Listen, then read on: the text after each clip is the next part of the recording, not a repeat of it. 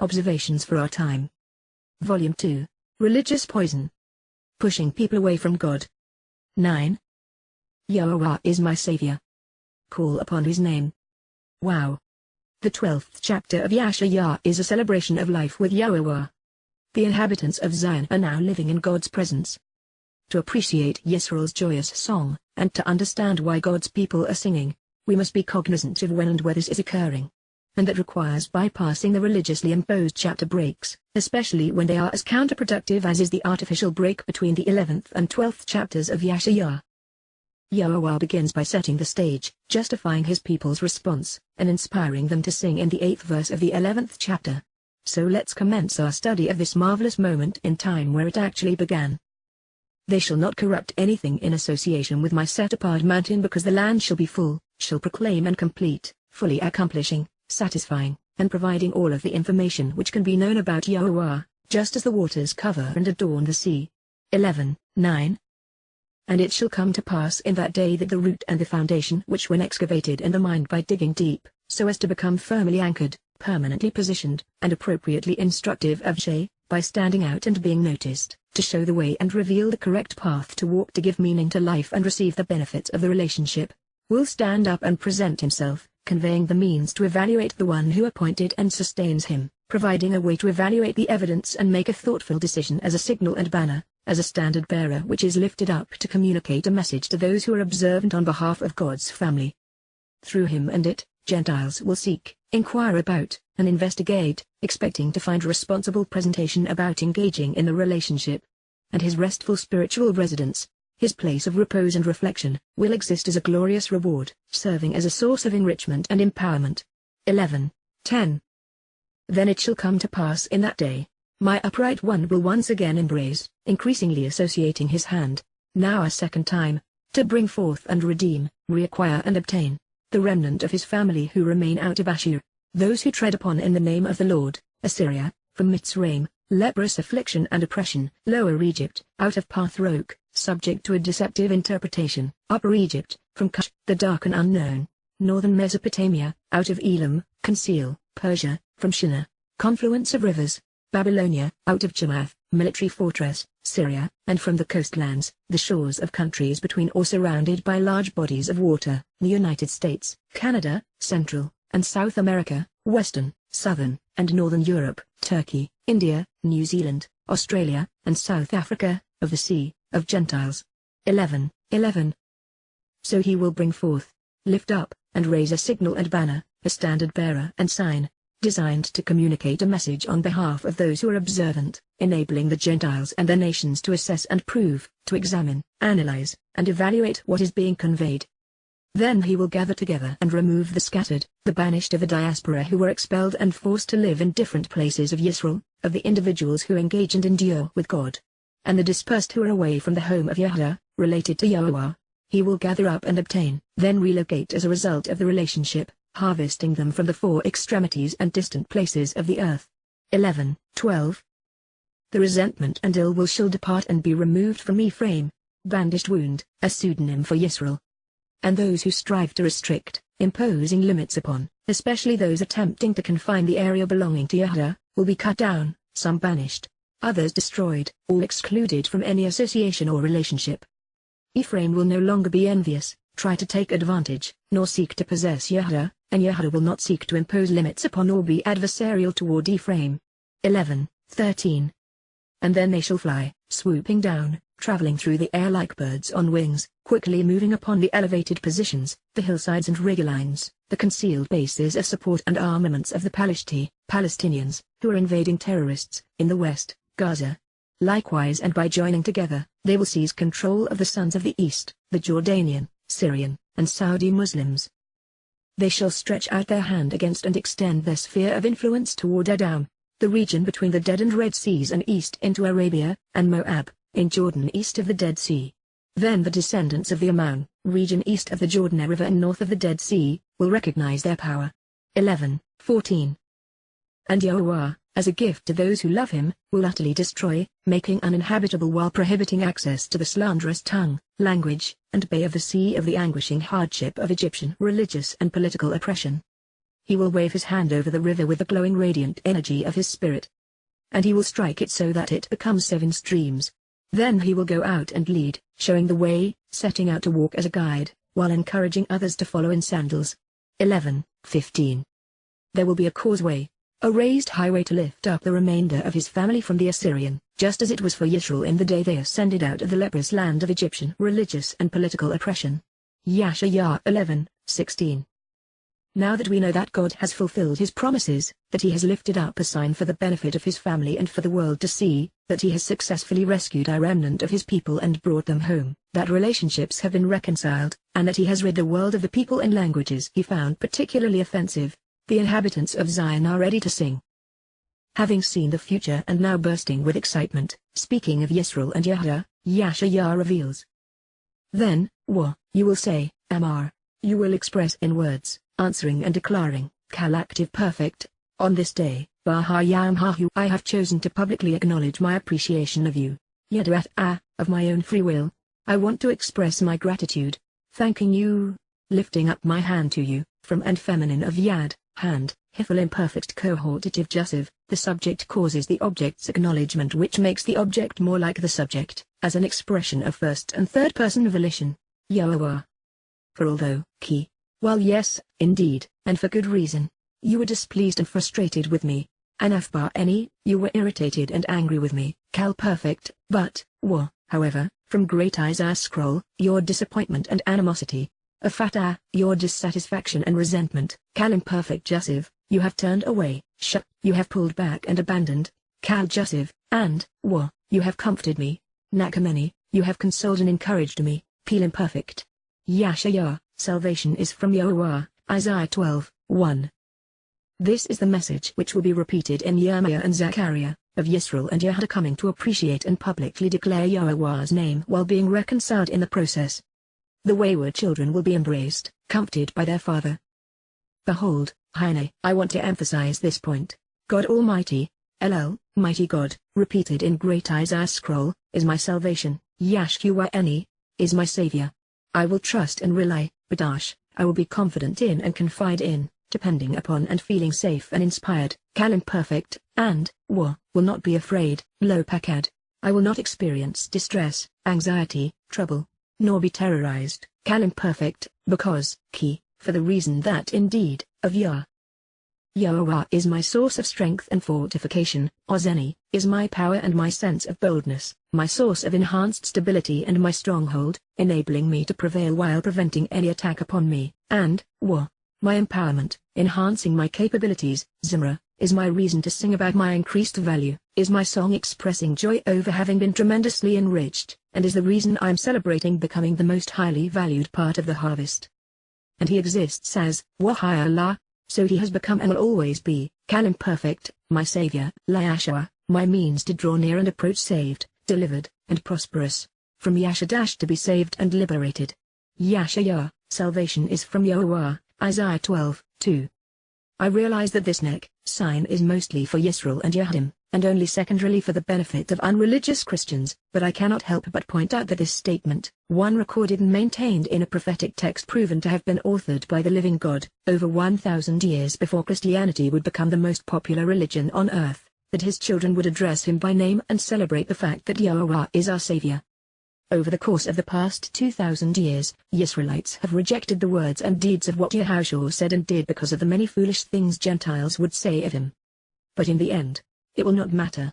They will return to Yahowah based upon his Torah, guidance, his Nabi, prophets, and especially the Mizmor, psalms written by his beloved son, Daud. It will just take a few reiterations of those words and a little analysis along the way scribbled on a sign to send them off in the right direction. This chotter, who admittedly cannot hold a tune in a bucket, will be singing right along with them. With joy, Wabasason, with gladness and exultation, great happiness and rejoicing, you will draw out water, She'ab Mime. You will plumb and carry waters, from the springs of life. Minmayan, out of the fountains and cisterns serving as a source of blessings, even the wells, of the Savior, Yahowah, of the Liberator. Yahowah, salvation is from Yahowah, Isaiah 12:3. The spring of life is the Torah, Nabi, Mizmor. Nothing else matters other than knowing where to drink and how to respond. And that is what comes next. and wa, you will say, Amar. You will declare and express in words, in this day, Bahayam Hahu at this specific time. I choose to publicly acknowledge and express my appreciation, and of my own volition lift up my hand to approach. Yada, of my own free will. I want to convey my gratitude, thanking, and I have chosen to grasp hold of, feminine of yad, hand, hifal imperative active. The subject causes the object's acknowledgement, which makes the object more like the subject, as an expression of second-person volition. I in Great Isaiah scroll versus you in the Masoretic text. Yahowah. That is the answer. The only one which really matters.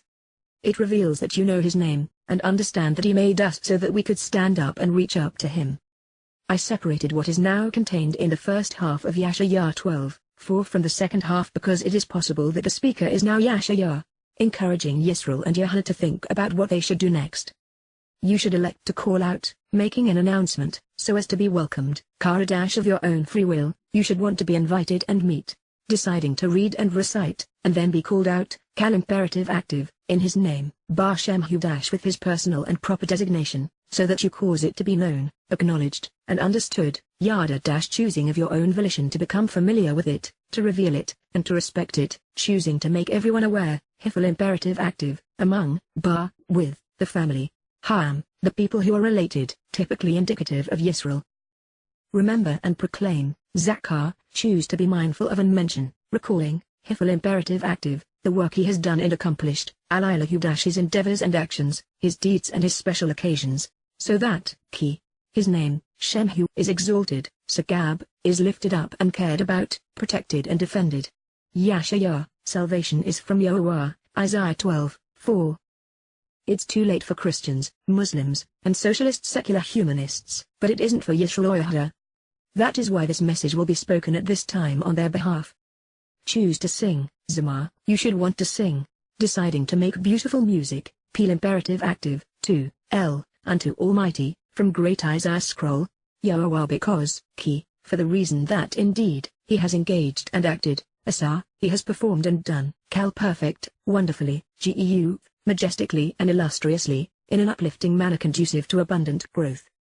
This, Zouth, should be made known and accepted, Yada- should be acknowledged and understood, revealed and respected, Pual passive, the world gains understanding as a result of others and in the hopeful. Yahshua is being exceedingly forceful with his audience, telling them that it is essential that they make these things known, in all, Bakol, the land, Haaretz, the material realm.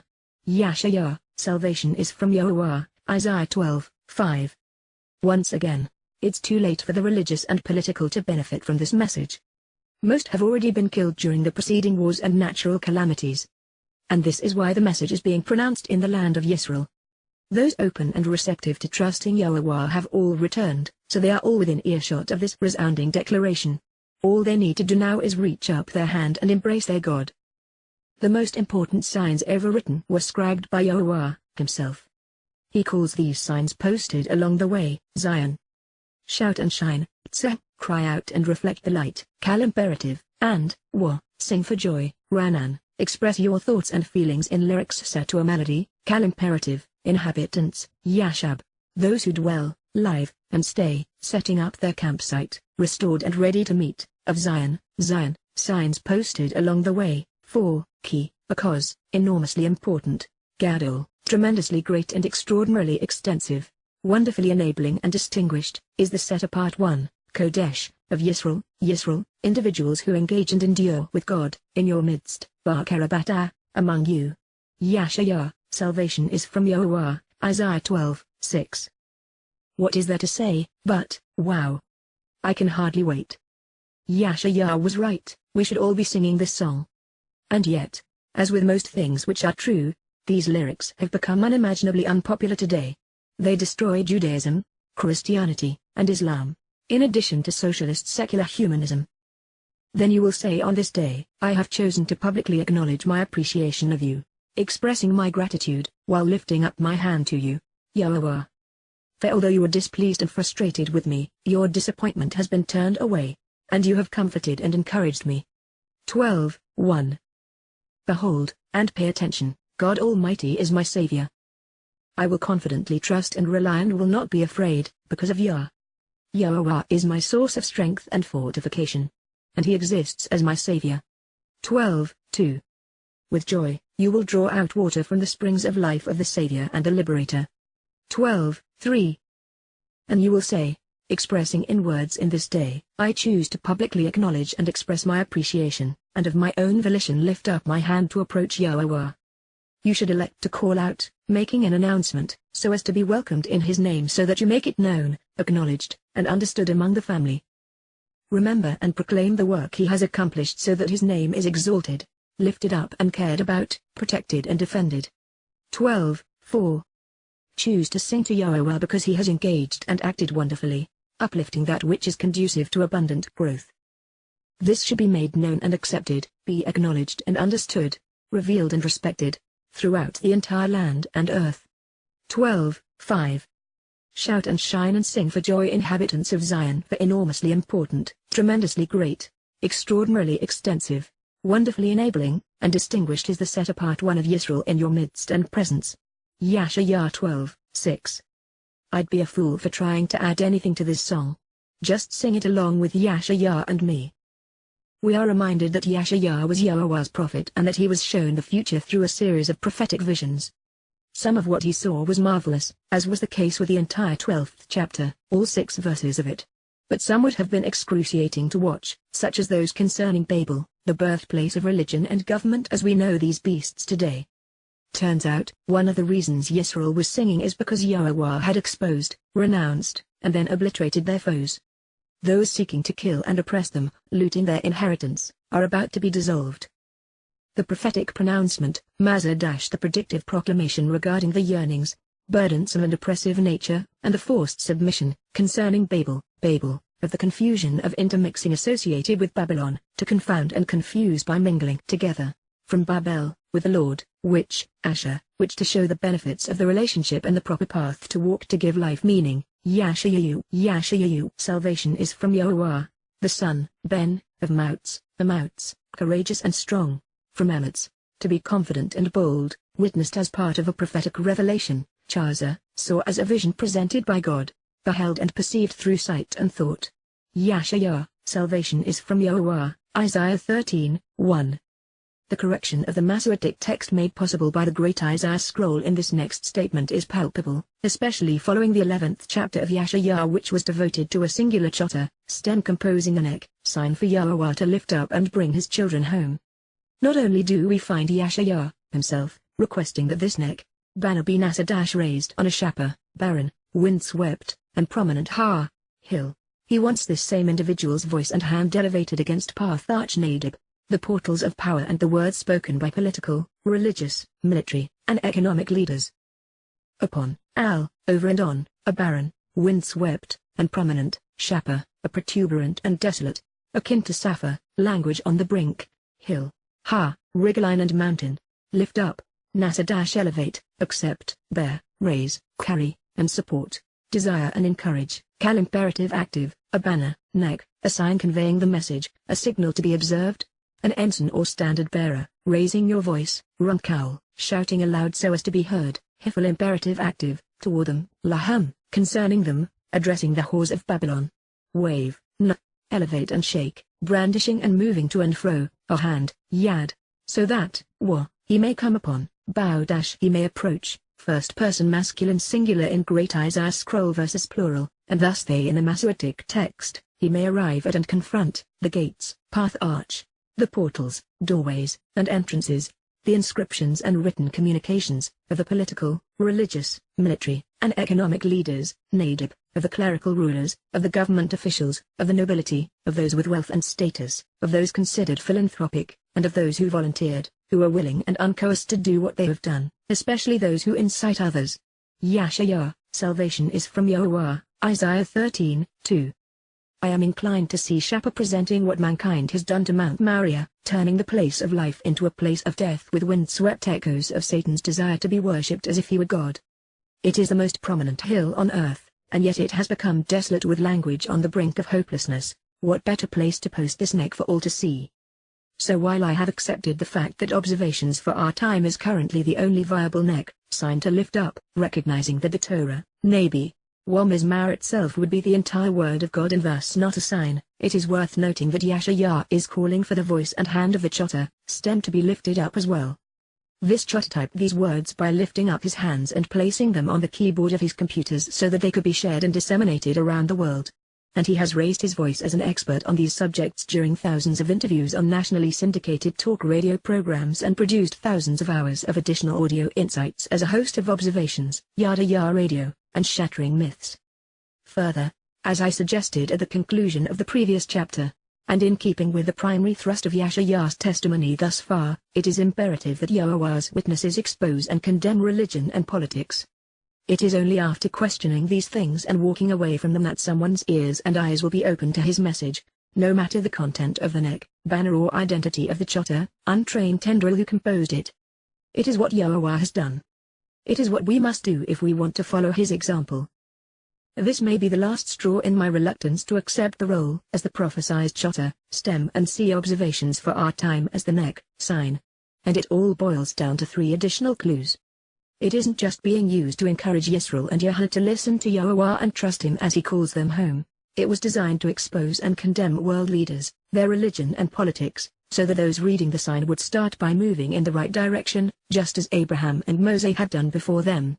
The communication being lifted up is assuredly written, but the one composing it also speaks out against the paradigms of human authority. Who else has done this, or at least to this extent? And lastly, the one Yahowah is pleading with to raise his hands and voice in anticipation of Yahowah lifting up his sign remains singular. No matter how unqualified I may be, the willing are few, the victims are many, the lies are popular, and the foes are powerful. The primary and verbal form of pathach speaks of opening something, to free oneself of someone, or to hear and respond and then inscribe and engrave. As a result, pathach could just as easily have been translated written communication, addressing that which is inscribed and engraved. The same word means revelation, the unfolding of an oral tradition or a verbal disclosure which conveys information and strives to provide understanding, and in particular, as it pertains to a doorway which is later inscribed, and thus written down. This is sounding more and more like a reference to the Talmud, or oral Torah of Rabbinic Judaism. Everything is to be gained by a stick in the right hands. It was the first thing Yahowah asked Moses to lift up after introducing himself to his reluctant and stammering liberator. Just prior to this, he replied to Yahowah, "Please, Yahowah, I have never been a man of words, neither recently nor in my past, nor since you have spoken to your co-worker. For I am slow of speech with a heavy tongue." To which Yahowah replied to him, "Who made man's mouth? Or who made him dumb or deaf, seeing or blind? Is it not I, Yahowah? Now then go, and I, even I, will be with your mouth, and teach you what you are to say." She-mouth, names, Exodus 4:10-12. Moses responded in a manner which greatly disappointed Yahowah, "Please, Lord, now you go send the message by whomever you desire." Then after venting his frustration at his failure to get this man to understand who he was and what he was asking, Yahowah repeated to Moses, "I will teach you what you are to do," he said. "And now you shall take in your hand this staff, reed stick, with which you shall perform the signs." She-mouth, names, Exodus 4:15-17. He would use this same stick to part the sea, reed, Gentiles, and save his children from being slaughtered by them. Sticks can indeed be useful. And while Moses struck the rock with his stick which Yahowah asked him to address with words, nonetheless, living waters came forth to quench the thirst of his family. Now God is reminding us that the Towrah was hardly the first to hear from him. "I, myself, have offered instruction, any Towrah, I have given directions, for, my, any, set apart ones, Kadosh, dedicated and separated, and, I have invited, Karadash I have summoned and called out to, met with and welcomed, my, any, most courageous, competent, and influential, Jibbo, strongest and the most powerful, especially valiant and capable, wholly engaged and experienced, most successful and aggressive, on account of, my, any, righteous indignation, of, resolute anger, burning resentment, unresolved grievances, enormous disappointment, wrath, and immense displeasure, especially those who celebrate, alits, those who enjoy, rejoicing and jubilant over, my, any, uplifting growth, Yahowah, impressive nature, glorious situation, exalted status, majesty, eminence, triumph, and magnificence, in comparison to the deplorable nature of Babel. Yahowah, salvation is from Yahowah, Isaiah 13:3. During the years leading up to his return, Yahowah will convey his message through those who dare speak for him, which is to say only those celebrating their growth in the covenant. And only those with genuine conviction will do so, as it takes courage to expose and condemn the prevailing religious, political, and military establishments. The only way to become a competent spokesperson is to listen to Yahowah, knowing that he will teach us what to say. And while we will never become influential in the minds of most men, our words will influence those who are seeking to know God and thereby direct them home. We are being given a words-eye view of the Battle of Har-Megiddo, or at the very least, an earful. Yahowah doesn't want to endure listening to the roar of man's killing machines any longer. Come to find out, it would be what mankind did best, developing and deploying loud weapon systems which announced his presence and intent to decimate and destroy. The thunderous frivolity and resounding infamy, cowl, the voice and noise, the call and proclamation, the sound and continual din, of the uproarious crowds, multitudes of armies and troops, confusing situations, an absurd accumulation of possessions, Hamon, of ridiculous riches and resulting riots, of confounding commotion and tragic tumult, of clamor of a gaudy display of wealth, of the disarray and disorder among the populace and congregations, among, in, the mountains, Har-Harim, the mount, likely Maria, the rigolines and elevated terrain, and the hill country, often a reference to the terrain in and around Yerushalayim, as if they were, representing and in the likeness of, similar to and in the manner of, resembling and seen graphically as, modeling itself as and imagining himself to be likened and compared to, a great and exalted, an abundant, large, extensive, upper scale, and numerous militant force, from Rabab, large and exalted, family, people, and nation, compatriots, group related by kinship, followers with common interests, beliefs, culture, language or affinity for their leader, from the to dim and darken, growing dark, to be held back and eclipsed. As the infamous voice and continuous din, cowl, as the thunderous sound of frivolity and unrelenting resounding proclamation, of the confused uproar, shone, as the tumult, confusion, and social chaos, the riotous conditions, the noise of brawlers, the ruinous destruction and wasteful corruption bellowed out of the slime, muck, and pit of Sheol by its revelers, from Shea, to crash while making a loud noise and be ruined, of the governments, mamlaka, kingdoms, empires, realms, and humanly authorized institutions claiming authority, from Malak, rulers, of Gentile nations, Goem, of those typically estranged from Yisrael whose government, religions, economics, and military cause them to be hostile to Yisrael, of those influenced by pagan deities born and bred in Babel, gather together, congregate in mass and move to one place, join and assemble, band together to remove one group of people only to find that they, themselves, are withdrawn. Yahowah of the heavenly representatives, Sabbath enlightened messengers, divine implements, and spiritual envoys, is mustering, pakad, is summoning, counting on, enumerating, reckoning, drafting, assigning, mobilizing, appointing, and arming. Peel participle active, the spiritual implements, Sabbath heavenly representatives, messengers, and envoys established in a command and control regimen designed as tools to enter and interact in lower dimensions, for battle, milchama, for combat and war, as the battle lines are drawn, from Lachim, to fight and engage in battle. Yashayah, salvation is from Yahowah, Isaiah 13:4. Dama is from Dema, which reveals an interesting connection between what is being reported and what is being implied. This Dama is not only exceedingly destructive and deadly, designed to bring everything to an end, such that life itself ceases and every remaining soul is cut off from God. The Dama is the likeness of Satan, of the whore of Babylon and Lord of the world. It is Satan as he imagines himself, as what he wants to be likened and compared to. It is Satan who declared what he Dama wanted to be like, and this is his greatest moment on stage. But Dama also predicts the whore of Babylon's fate, which is to be cut off at the sight of the theophany, of the visual appearance of God, being cut down and incapacitated, ceasing to function. Also, while is typically used to depict the family and people of Yisrael, here it is being used to suggest that Satan has created a larger and more militant family of followers, and they have come to replace Yahowah's family. Popularity has always been a problem for people. We have been led to believe that the majority must be right. Religions became pervasive in this manner. Democracy was predicated on majority rules, and yet when the vast majority of Yisraelites chose Shaul to lead them, Yahowah said that by doing so they were rejecting him. And just look at the kinds of scumbags people are electing. It's no longer even fair to call the winner the lesser of two evils. Unanimous jurors exonerated O.J. Simpson of murdering two people, even though the facts prove that he committed this crime. Likewise, thousands of convicted rapists and murderers have been released from prison now that fiber evidence has been invalidated and DNA evidence was proven reliable. But when all the facts are not known, when some of the evidence is tainted, all it takes is one zealous juror to convince another until they become a majority. Even when influenced by a single misguided soul, by becoming a majority they are now all considered to be right. But that has never been so, ever, throughout the entire fabric of time. The Lord has never been God, not as Bel, Bul, Adonai, Ra, Horus, Osiris, Zeus, Dionysus, Mithras, Jupiter, Bacchus, Jesus, Shiva, Krishna, or Allah, no matter how many people once believed otherwise. In fact, according to God, the very fact a belief system is popular makes it false, not true. And that is because he knows that most people do not think, they are afraid to go against societal norms, to disavow the country, political and economic system, or religion they were born into. And the few who think are all too often deprived of the most salient facts while being subject to a reservoir of tainted evidence. I've said this hundreds of times, but some things are worth repeating.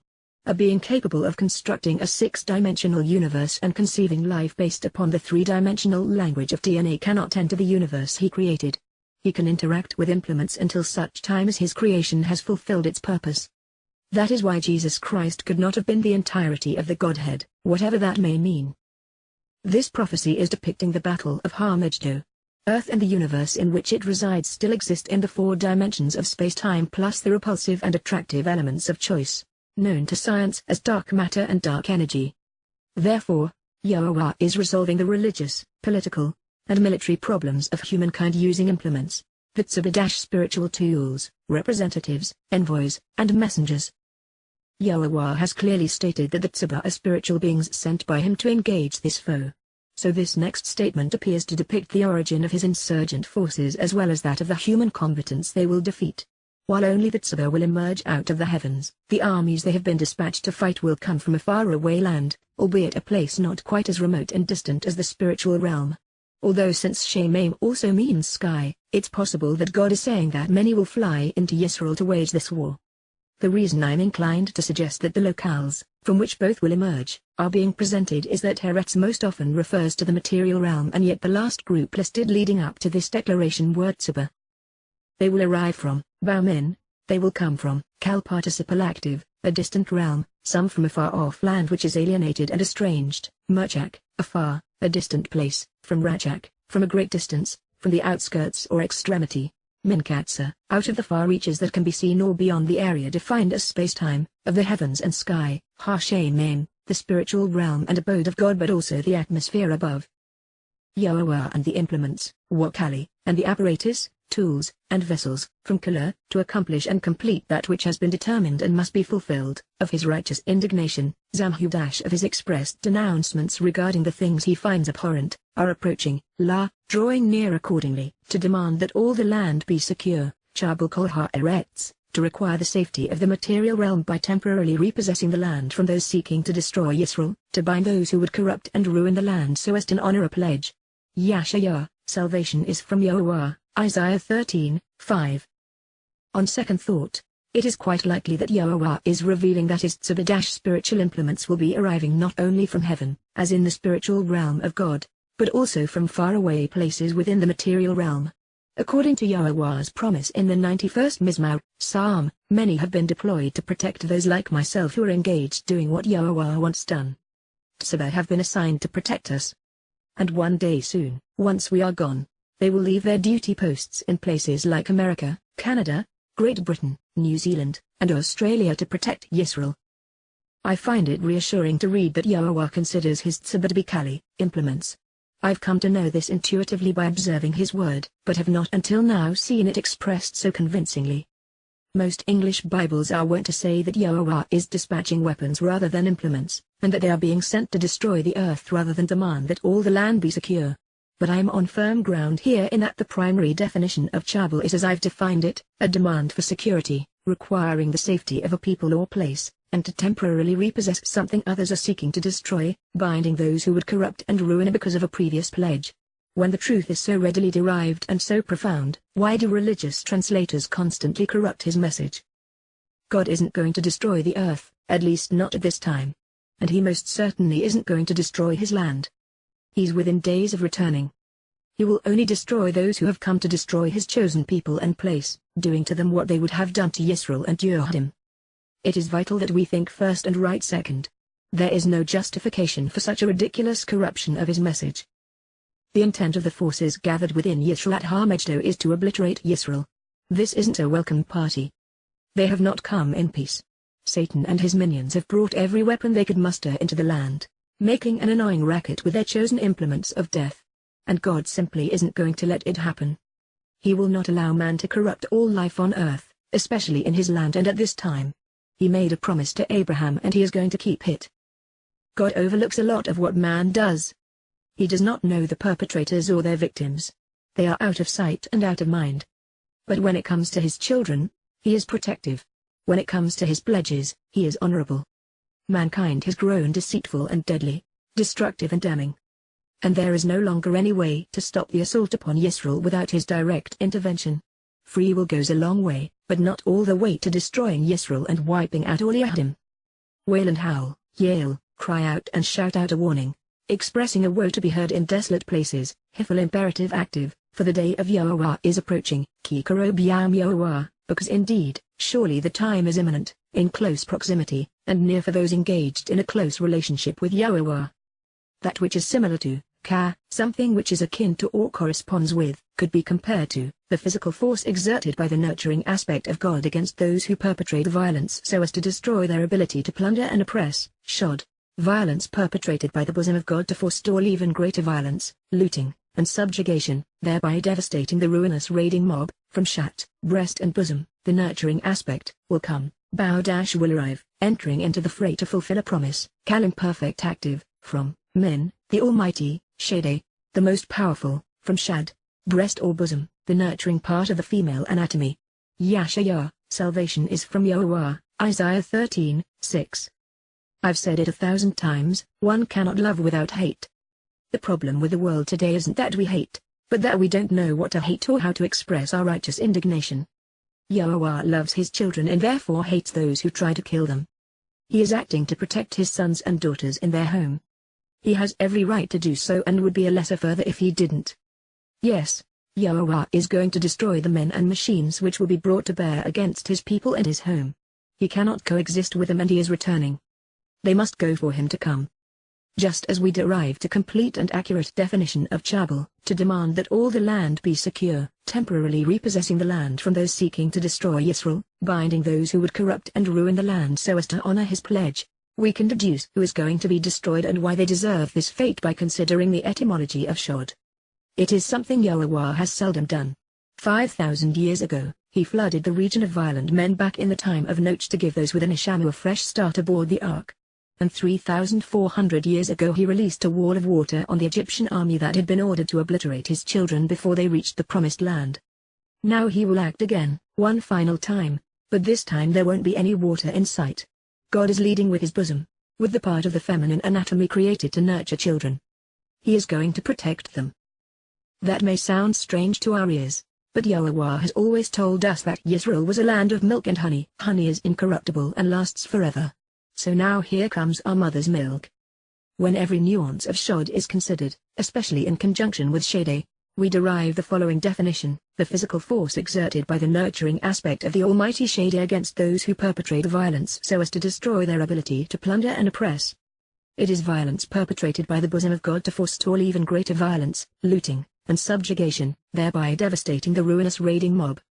While it is admittedly far more work, there is a reward for those seeking to know Yahowah by amplifying his every word, examining every aspect under an etymological microscope, and then placing them all face up on the table, properly arranged for all to see. This is far from the glorious return Christians anticipate, and that is because their religion is far from the glory of God. Yahowah created a marvelous universe and the wonder of life within it. Man has sought to corrupt one and abuse the other. God has had enough. Wheeling and flying the world's largest and deadliest army into Yisrael with the intent of annihilating his people and incinerating the place is one step too far. Therefore, for this reason, all, hands, Yad, will hang limp, Rapha, will lose the ability to exert themselves, having lost the strength in their muscles to respond to the situation, faltering and incapacitated, and, every, mortal, Enaush, ordinary human life disassociated from God, thereby addressing mortal mankind's heart, lebab, mind and soul, conscience and consciousness, attitude and facility to exercise judgment, the ability to correctly perceive and appropriately respond, and especially the volition or free will dissolve, mokak, melt away, grow faint and then vanish, becoming worthless. Yahweh, salvation is from Yahowah, Isaiah 13:7. There are many words for man in Hebrew. The most common are male individual and Adam, the first man in the image of God. But here we find Enaush, which speaks of ordinary human beings who remain mortal because they are disassociated from God. So not every hand will fail to rise and not everyone's judgment will dissolve. All those who have returned to the land and have reached up to Yahowah, accepting him as their savior, will live as a result of executing good judgment while they were under the auspices of free will. But it's over now for those who came to hunt down and murder Jews.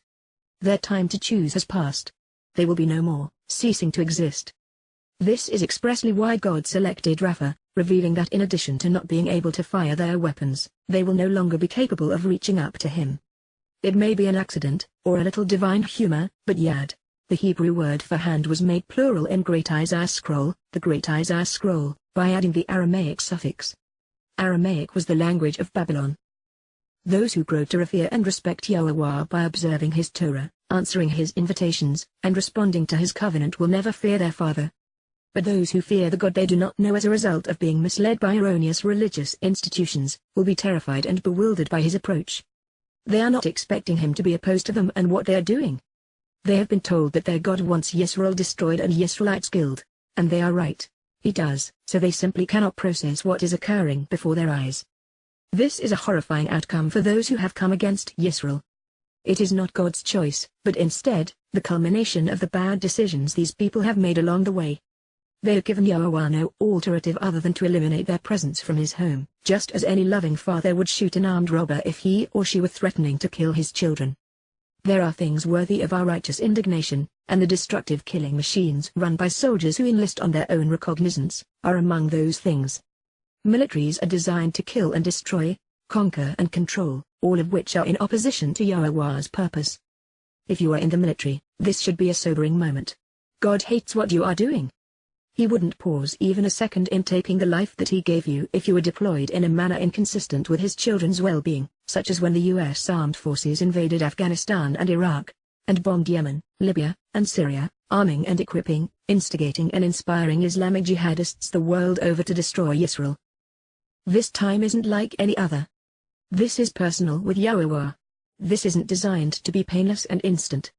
These soldiers have been incapacitated. They cannot raise their arms to fire their weapons or make peace with God. Their hearts are dissolving within them, along with their attitude of superiority and courage, even their ability to reason, suggesting that he has removed their neshama, conscience, which is reasonable since they have clearly misused it. Their fate is sealed. They will be terrified and bewildered, wabah. They will experience dismay, totally confused and disturbed, anxious and despondent, unable to think clearly and be overwhelmed by the situation. Mental anguish and withering contractions for having worshipped pagan gods, desire, anguishing pain associated with distress and anxiety for having worshipped false idols as a result of believing someone who traveled around the world claiming authorization to proclaim God's message, presenting a lesser dimensional shadow or image of the light, and the intense pangs associated with childbirth as a result of their confessions, chbul, anguish knowing that their children will die with them for having given birth and life to their religion and by pledging their lives to it, will seize them. Wakaz, will grasp hold of them and closely embrace them, similar to, akin to, delivering a child, hayilad, those giving birth. They will linger in this condition, yoking. They will wait, unable to move or respond, incapacitated, seeking resolution, each individual, each person, towards, unto and against, his, evil compatriot and vicious comrade, fellow citizen and fiend, ignorant and immoral associate, regretful neighbor for having done that which was harmful and improper, and companion known to have shouted a dubious message, astonished and stunned at, astounded and aghast, horrified and confused in reaction to, the appearance, the presence, of their faces, their heads, aflame, lahab, set on fire, ablaze, burning and glowing while being consumed by the combustion in the gaseous part of a fire, even of being hit by a flash of lightning, symbolic of being hoodwinked by Satan. Yahweh, salvation is from Yahowah, Isaiah 13:8. Translated, they will be terrified and bewildered suggests that these warmongers were confused because they will be experiencing the opposite of what they had expected.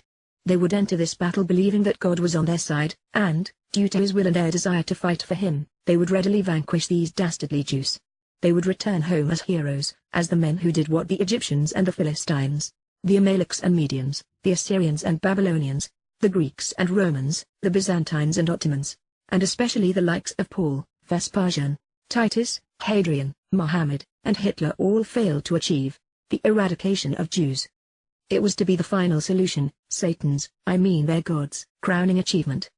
But the incongruence between what they were told and what they were witnessing became so extreme, they were overwhelmed, unable to think clearly, and quickly became dismayed and despondent.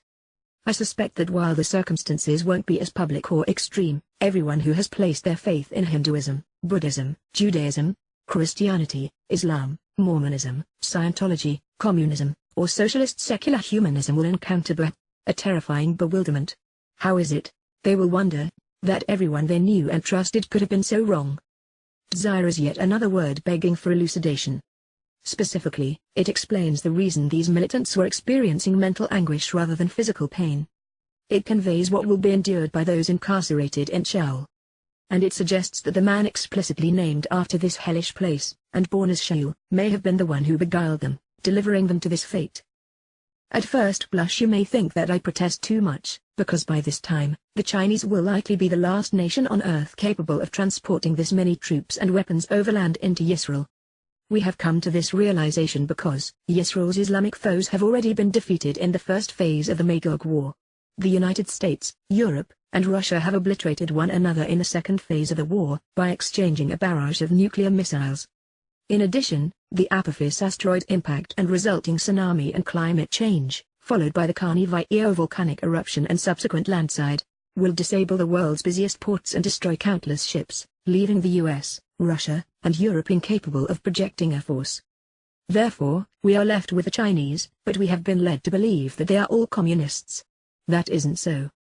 It is a little-known fact, but nonetheless true. Even before the time of Jacob's troubles begins in 2025, China will become the second most Christian nation on earth, and by 2030 it will be unrivaled.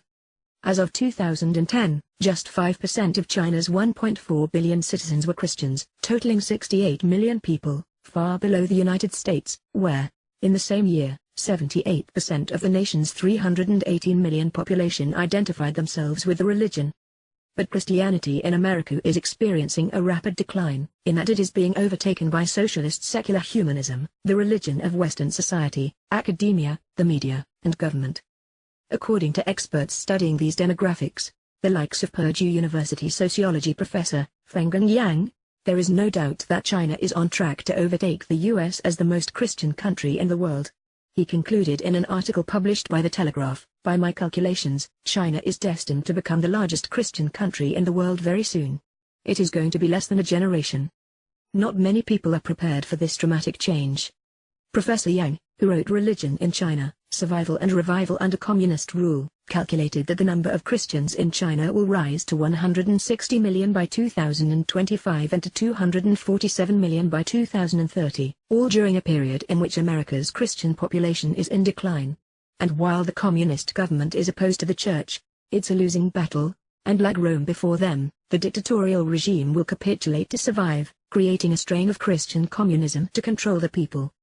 And where there is Christianity, there is Sheol, Paul, the plague of death, and his inspiration, Satan, resulting in violent anti-Semitism. Therefore, one of two outcomes await every incapacitated and bewildered soul in this place on this day. They will either have their soul desire cease to exist through withering contractions, or live forever incarcerated along with the anguish and pain of knowing that they led souls away from God and are suffering the consequence. Desire also affirms my earlier suspicions regarding Sheol. Paul traveled the known world claiming to be God's lone authorized apostle to the Gentile nations, and all the while seduced billions into worshipping a shadow rather than the light. Chabal and Shabal, written identically in Hebrew, can infer a great many things. It speaks of a pledge, a demand for security, something a religious confession requires and infers. It means to act in a wicked and offensive manner so as to deserve and endure an unfavorable outcome. This is the legacy of religion, politics, and militarism. Chibble also describes a snare used to trap unsuspecting animals, a rope used to bind a prisoner, or a noose hung around someone's neck, killing them. It is how religions bind the faithful, terrorizing would-be heretics into submission. A chibble can portray a boundary, serving as the limit a person can pass before they forfeit their choice to know God and seal their fate, which is to be impounded or die. Chibble addresses the idea of being part of a large religious procession or parade that is boisterous and destructive. I am, therefore, convinced that, after defeating Islam in the first phase of the Magog War, allowing socialist secular humanists to bomb themselves out of existence in the second phase of the war, Yahowah is dealing with Christianity here at Har-Megiddo.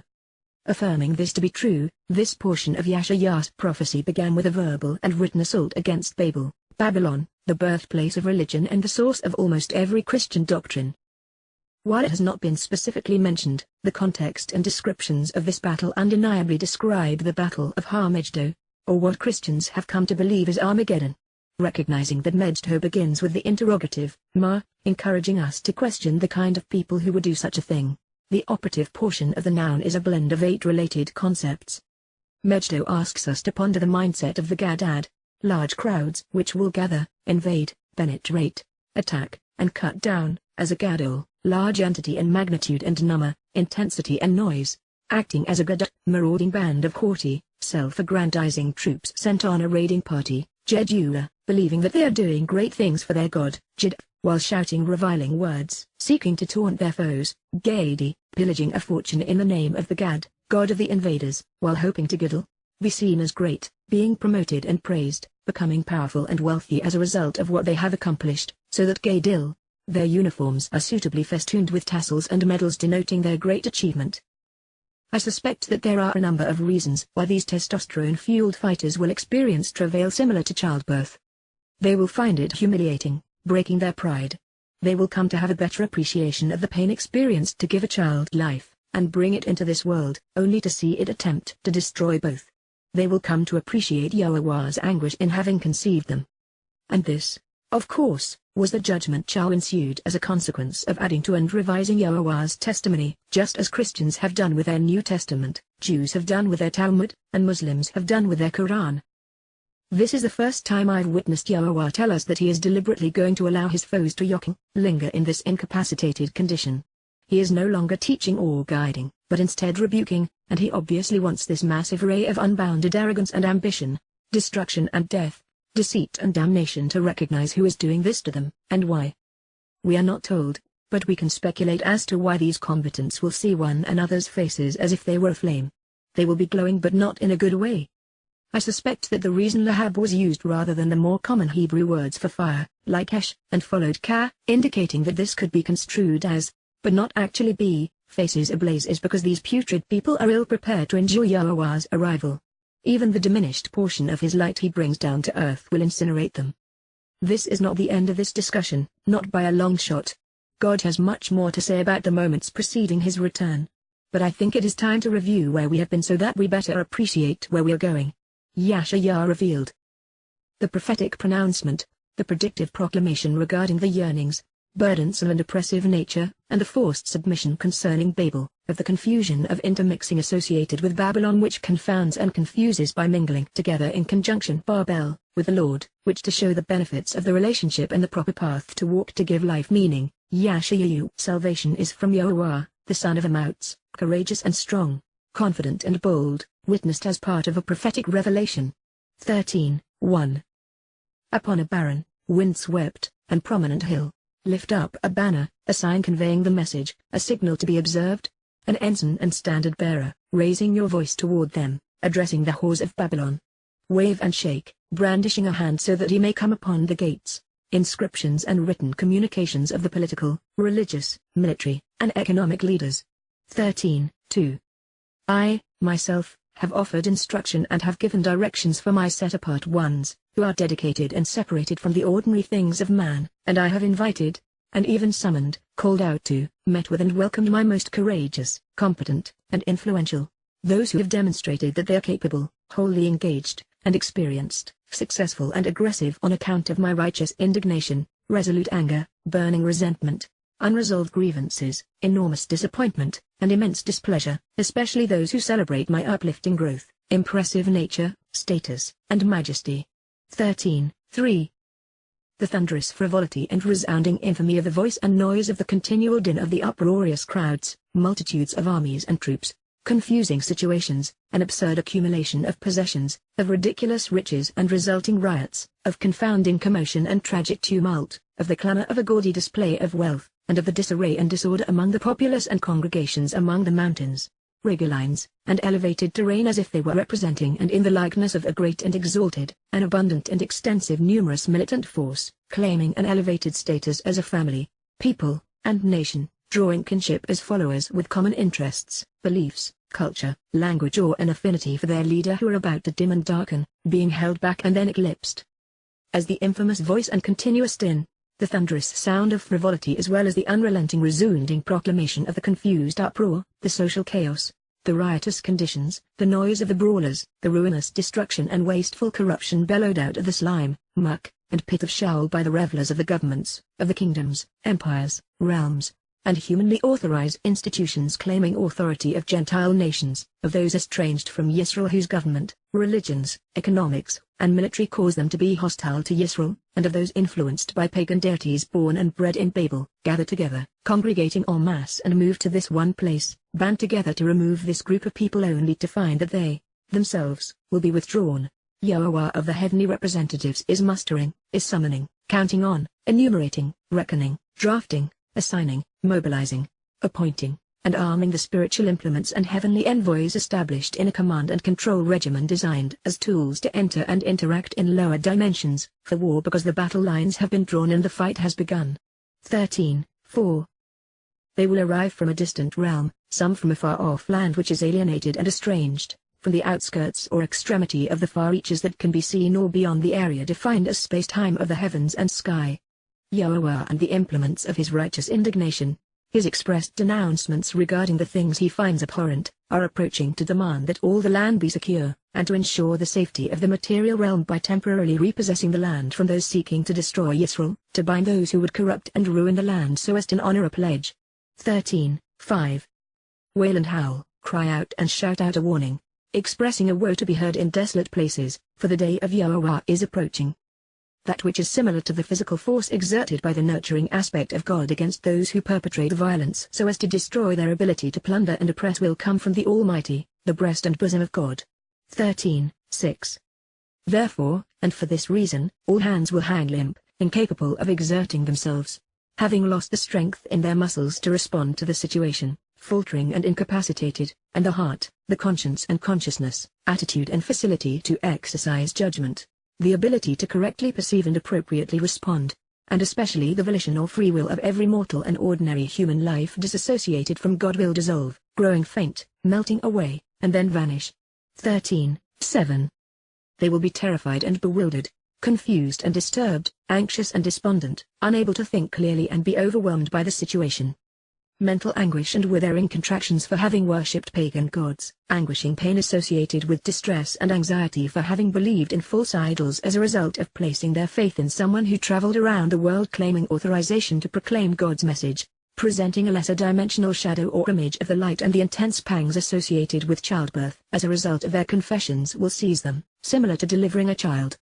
They will linger in this condition, unable to move or respond, incapacitated, seeking resolution, each individual towards his evil compatriot and vicious comrade, fellow citizen and fiend, ignorant and immoral associate, regretful neighbor for having done that which was harmful and improper by having shouted a dubious message, astonished and stunned at the appearance of their faces aflame and glowing. Yahowah 13:8. In the first statement on the first tablet he etched in stone, Yahowah revealed that he, alone, was our God and Savior, and that we could not exist in the presence of other gods. These militants have come to test that theory. He also stated in a promise to Abraham, that he would negate those who seek to harm Yisrael. Behold, Hine, look up now and pay attention, this is important. The day, Hayam, of Yahowah's arrival will come, will occur, perfect, merciless and deadly, Axari, with extreme intensity and fierce conviction, without compassion and harsh, an outpouring of intense displeasure.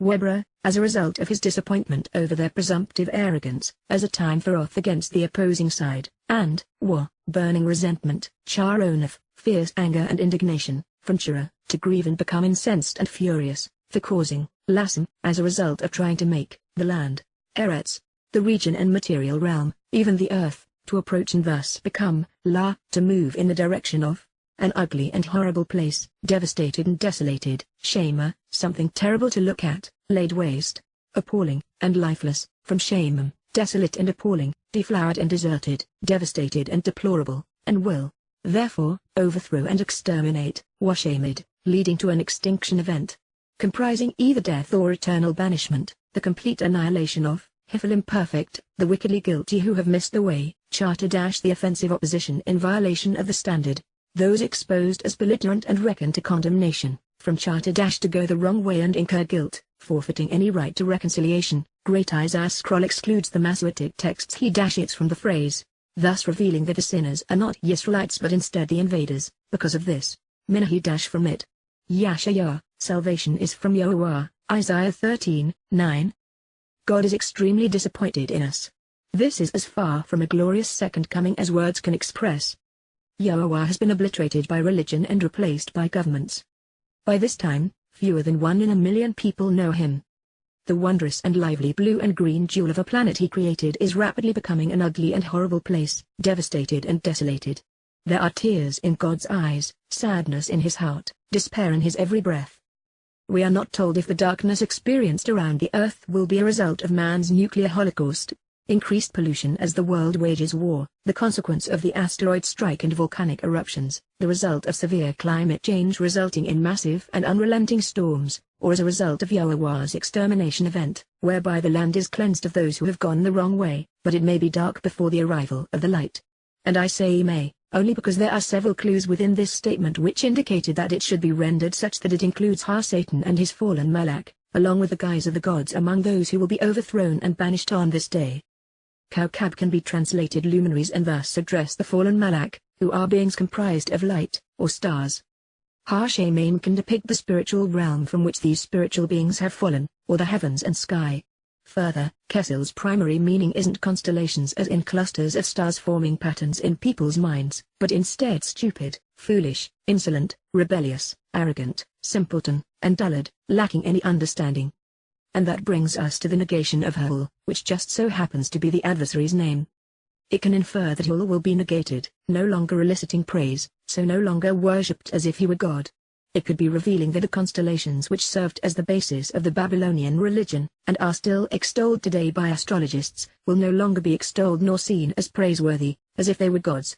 And when one includes the sun among the stars and luminaries, along with the moon and visible planets, they have all been worshipped as gods and goddesses, with Christianity run amok with sun god imagery and Islam with the moon. Man has long turned to the sun, moon, and stars for enlightenment and guidance, just as Ohem suggests. Moreover, the idea of the Shemesh, sun being Chashak, obscured Ba, with Yahweh its coming out and his descent. His rise and fall speaks of Satan, whose full name is Hul ben Shakar, the illustrious and arrogant son of the rising sun, and his production and broad dissemination of popular and public information.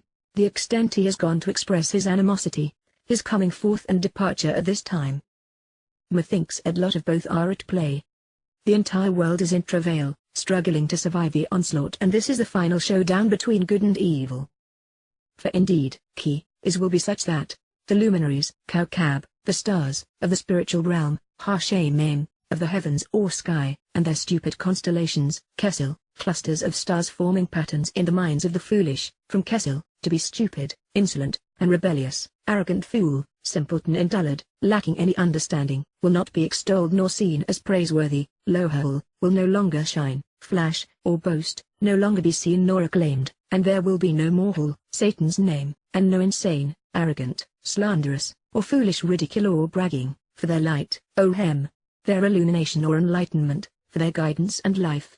The sun, Shemesh, the brilliant sunlight, obscured, Chashak, darkened, with, Ba, in or by, its coming out and his descent, Yahweh his production and broad dissemination of popular and public information. The extent he has gone to express his animosity, his coming forth, rise and fall, exit and departure, Kal infinitive construct, and, Wa, the moon. Yet, the object of worship in Islam and the lesser luminary of the night, will not provide its light, Naga will not radiate, shine, beautifully present, or give its light or guidance. Yahweh, salvation is from Yahowah, Isaiah 13:10. Yes, a massive asteroid impact, a major volcanic eruption, a pair of towering tsunamis, a swarm of severe earthquakes, fierce tornadoes, and unrelenting hurricanes, combined with a nuclear holocaust, all set between two conventional, chemical, and biological wars, will unequivocally darken the atmosphere around the place, sufficiently to obscure sun while blocking the light of the moon and stars. Man will have made a mess of God's world. But that isn't the primary issue. Not by a long shot. Sure, Yahowah is upset that mankind has completely trashed the beautiful planet he made for us. And yes, he's upset that man finds it entertaining, noble, glorious, and heroic to murder the souls he wanted to nourish and raise as sons and daughters. Humanity is now divided into three classes of people: the hunters, their supporters, and their prey. The hunters are an abomination, which is why God is incinerating all of them. Their supporters are pathetic, ignorant and immoral, overtly religious and political, co-conspirators, all of whom have allied more resolutely with these evil human institutions rather than reject them and walk away. As for their prey, most will turn to the gods of their fathers as hope fades for their survival. Apart from the remnant of his people, there will be no one to help, no one to save, no one to love. Then, I will hold the world accountable, I will undergo a careful inspection, taking stock of the world, conducting an inventory, counting and recording the world's drafts, calls to arms, and military gatherings, exercising my authority and assigning responsibility, perfect, for the wrongdoing of its pastors and depravity of its shepherds as well as the misery and suffering inflicted by its rulers, for the disastrous distress and wickedness the evil leaders have perpetrated and the wanton destruction of governments and authority figures, and because of, while, and upon the account of, the guilty, those who are wrong, wicked, and incorrect, criminals in violation of the standard who will be condemned, for their liability, perversity, and corruption, their sin and actions contrary to the will of God, for the pain they have inflicted and as a consequence for the damage they have done, for their depravity, twisting, distorting, and perverting the truth. And I will observe the Shabbat by putting an end to, Shabbat, so I can rest. I will stop and remove, ceasing and causing to desist, perfect, the conceit and violent agitation, the pride and arrogance, the eminence and majesty, the undue claims of undeserved status, and agitating nature and uprisings of the surging sea, Gentiles, of the presumptive who are self-willed with an inflated and disrespectful self-image, contemptible and insolent, the haughty and unrestrained, the audacious and despicable, the appalling and disreputable, and, humble and humiliate, bringing down, defeat and shame, overthrow and debase, lay low and cast down, the pompous pride, the undue and unwarranted status of the moral failures, the inordinate and unreasonable self-esteem and roaring arrogance, of the cruel and ruthless, of the terrorists, of those who invoke fear, of the terrifying potentates and violent tyrants who oppress, of those who prevail through terror and inspire ruthlessness. Yahweh, salvation is from Yahowah, Isaiah 13:11. It should be obvious by now, but the reason Yahowah has finally had his fill of mankind is that virtually all men and women, even children, have fallen for Satan's dare, and he has become their god. He is not just the Lord of Christianity and the Allah of Islam. He has taken possession of every government, every religious institution, and every military establishment. The adversary, this broken implement, has become the world's economic system, the essence of its culture and the model for its society. It's not just that most men, women, and children have rejected Yahowah and spit on all he has done for us, they are worshipping the adversary as if he were God. And Yahowah is going to close the books on the human experiment. He will hold the perpetrators accountable for the misery they inflicted, not just on his creation, but on him as well. He will condemn them for corrupting and perverting his testimony, his words, his deeds, and his name. It has been 6 days of torment, and it is time for a long Shabbat. But for God to rest, he must first squelch the noise, the constant din of the weapons which have been brought to bear against his people, the lies shouted by those wielding them, and the screams of those dying from them. It is the hubris of it all that Yah finds the most irritating. Satan and man pretending to be the most twisted and perverse kind of God, presumptive, self-willed, disrespectful, pompous, cruel, and ruthless. There is no saving these people. Hell no. God cannot stand the sight nor sound of them. So all that remains now is to clean up the mess they have made and save the remnant who have sought to live with him, trusting him at this time. There were 4 declarations inscribed in the first statement Yahowah etched in stone. Yahowah introduced himself by name, revealed that he alone is God, identified himself as our liberator and savior, and stated unequivocally that we could and would not exist with other gods in his presence. We are now witnessing the consequence of mankind's rejection of these truths. Then in the second statement, Yahowah sought to guide humankind away from religion, knowing that it would fester and grow, corrupting successive generations, essentially damning them. And it was at the conclusion of this statement that God said something few have considered: my mercy will be for the thousands who observe the terms and conditions of my relationship agreement. We did the math: thousands among billions is 1 in a million. Here, now, we are witnessing that equation play out. I will make mortal man as rare and scarce and yet as beloved and cherished, Yakaranash. I will cause the value of a life to become well known, precious, respected, costly, adored, beautiful, prized, and exceedingly valuable, an object of great affection, hifal imperfect active, more than, min, refined gold, pars, pure and precious metals, and, wa, the descendants of Adam, mankind with an ishema, more than, min, the gold, kethan, of Ophir, location of ancient gold mines now submerged off of the northern tip of Sri Lanka. Yashayah, salvation is from Yahowah, Isaiah 13:12. This has become difficult to translate and to convey. It's not that the words are challenging, but instead the sorrow expressed within them. As I have come to know and respect Yah, I've come to grieve for him, but never more than at this time. And yet in the end, this isn't about the death of many, but instead about cherishing and respecting the great value of each surviving life. Two elements, both gases, comprise 98% of the substance of physical universe, with hydrogen representing 75% and helium at 23%. Oxygen comprises 1% of the total elements, followed by carbon at 0.5%, nitrogen, neon, and iron each at 0.1%.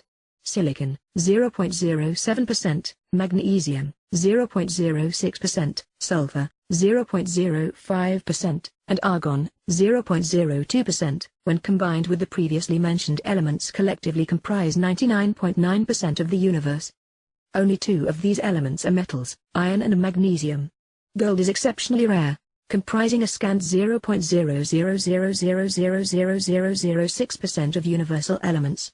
It is also interesting that carbon, the element which serves as the building block of life, is the fourth most abundant element, and the most prolific after oxygen, the catalyst which makes life possible. As for the gold of Ophir, all we know is that Solomon coveted its gold, so much so, he built a fleet of ships at Ezion-Geber on the shore of the Red Sea as part of a trade agreement with the king of Phoenicia in Lebanon to obtain it in large quantities. Working together, Ophir became the favored location to extract gold during this time. Wood, gems, ivory, spices, monkeys, and peacocks were also imported into Yisrael from Ophir. Based upon the fact that we are told that the round trip to Ophir took 3 years, that it was only accessible by ship, that the journey was treacherous, that fleets set sail from Eilat on the Gulf of Aqaba, and that exotic animals, peacocks, spices, and fragrant woods were imported from this location, combined with language studies whereby words in one region appear within the text of another as loan words, and trade routes, as well as ancient depictions of sailing ships in regional art, and an evaluation of the pottery these merchant traders left behind, Ophir was part of Lanka, now known as Sri Lanka. However, the region of Ophir, on the northeastern tip of the island, was lost to the sea and submerged in the 2nd century BCE. The last of its gold was extracted by Solomon. All other subsequent attempts to gather its treasure have failed. The gold they sought was more valuable to them than the lives which were lost transporting it across the Arabian Sea, a journey which required 3 arduous years to complete. And now, life has become more precious and scarce than the gold they valued. Until the advent of fiat money, currency based upon debt, gold was the de facto currency of the world, its only money. Soon, life will become more precious. Since God is addressing refined gold, and thus not that which is still buried in the ground, we know that 363,763,000 pounds, 165,000 metric tons or 165 billion grams, of gold have been mined throughout human history, more than half of that over the past 50 years. To visualize this amount, gathered together it would fill 3.4 Olympic-sized, 50 by 25 by 2 meters, swimming pools. The world's richest deposits are quickly becoming depleted and new discoveries are rare. All of the available gold on Earth in comparison to humanity, represents 0.75 troy ounces per person. That is the equivalent of 5 gold rings per individual. A troy ounce is 31 grams. The average human weighs 70 kilograms. There are currently 7 billion of us.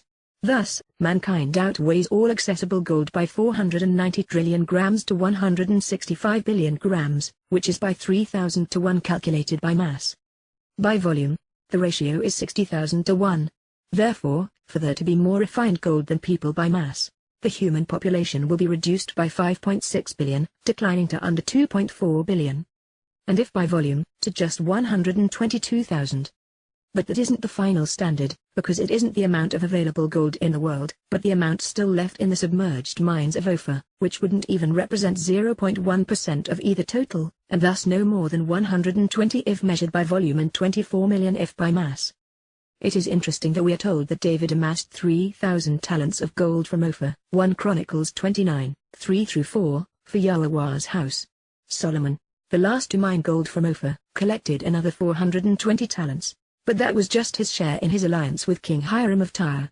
Assuming they split the proceeds equally, and with a talent equating to 33.3 grams, that equates to 130,000 grams, the weight of one man and one woman. And so we have returned to Eden. Heaven will be shaken up because Yahowah is perturbed with Satan and his garter of misaligned Malak. Prior to this time, they had been given limited access to the spiritual realm as well as increasing influence over the earth. But this has come to a crashing halt. Yahowah is now forever banishing all faulty spirits from heaven, and he is going to undo what they have done on earth. Therefore, Alcan, as a result, perturbed, I will shake up, Ragats, disappointed. I will agitate, creating a disturbance in the spiritual realm, Shemaim, the heavens or sky, and Wa, the land, Haaretz, the material realm or earth, will tremble, with earthquakes, Rush, will quake and be shaken, emanating out of Min, whose epicenter will be her home.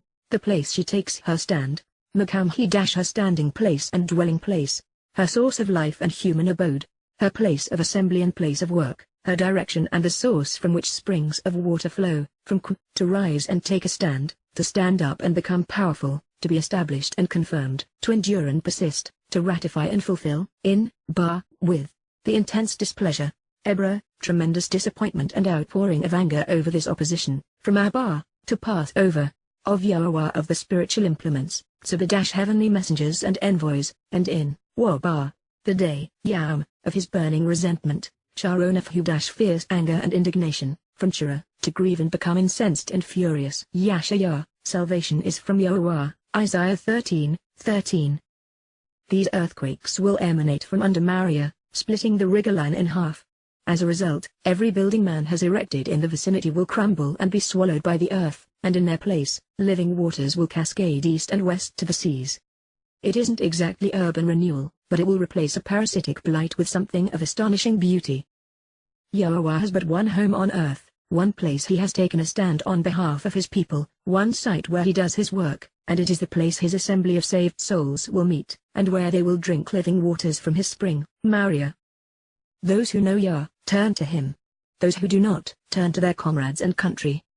And, it shall come to pass that, higher, it will be that, like, similar to, a seduced, stray, and hunted, Nada, a random, outcast and scattered, a banished, enticed, and driven, gazelle, tsebai, buck, or like, a flock, tsun, a herd, and none to gather them, wine kabats, with no one to bring them together, each individual, every person, to his people, to his nation, group, or kin, will turn, Pana, will look to, face, and pay attention to, and, each person, every individual, will flee, will depart in haste, escaping, to, his land, Eretz his country and region. Yashayah, salvation is from Yahowah, Isaiah 13:14. This seems to suggest that those who are on the outskirts of this battle, and who have not yet been incapacitated, will feel isolation and panic, chaotically retreating to the perceived sense of belonging, support, and safety associated with the only things they have ever trusted. But this is a time like no other, a place like no other.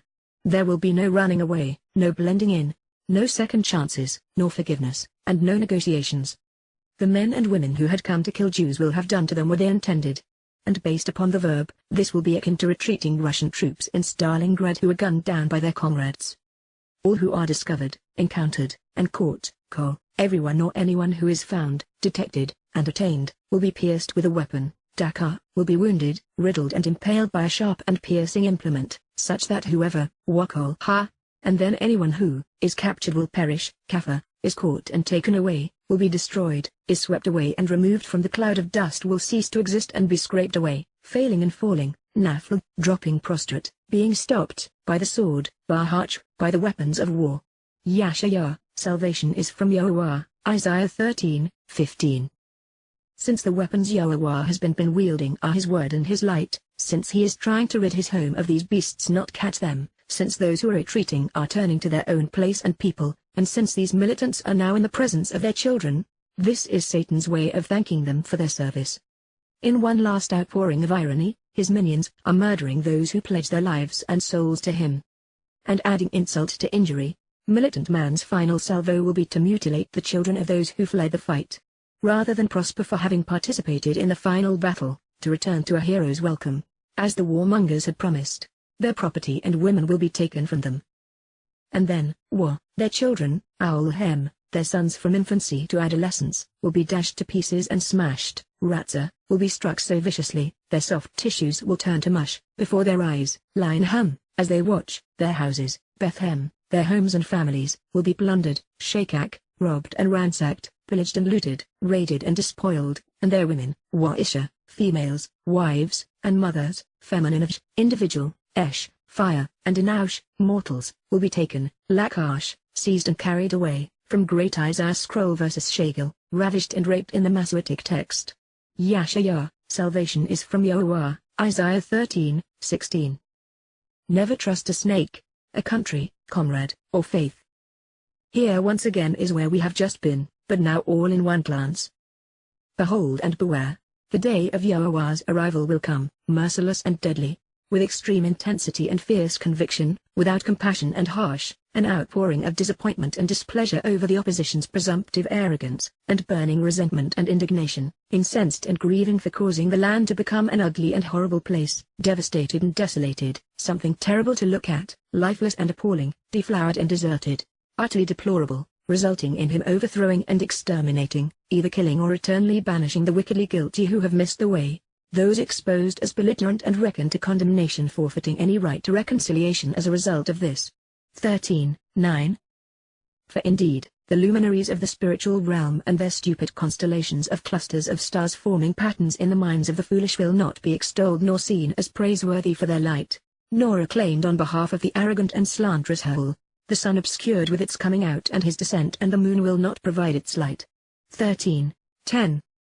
Then I will hold the world accountable, conducting an inventory, counting and recording the world's drafts, calls to arms, and military gatherings, exercising my authority and assigning responsibility for the wrongdoing of its pastors and the depravity of its shepherds, as well as the misery and suffering inflicted by its rulers and because of the guilty who have been wrong, for their liability, perversity, and corruption, twisting, distorting, and perverting the truth.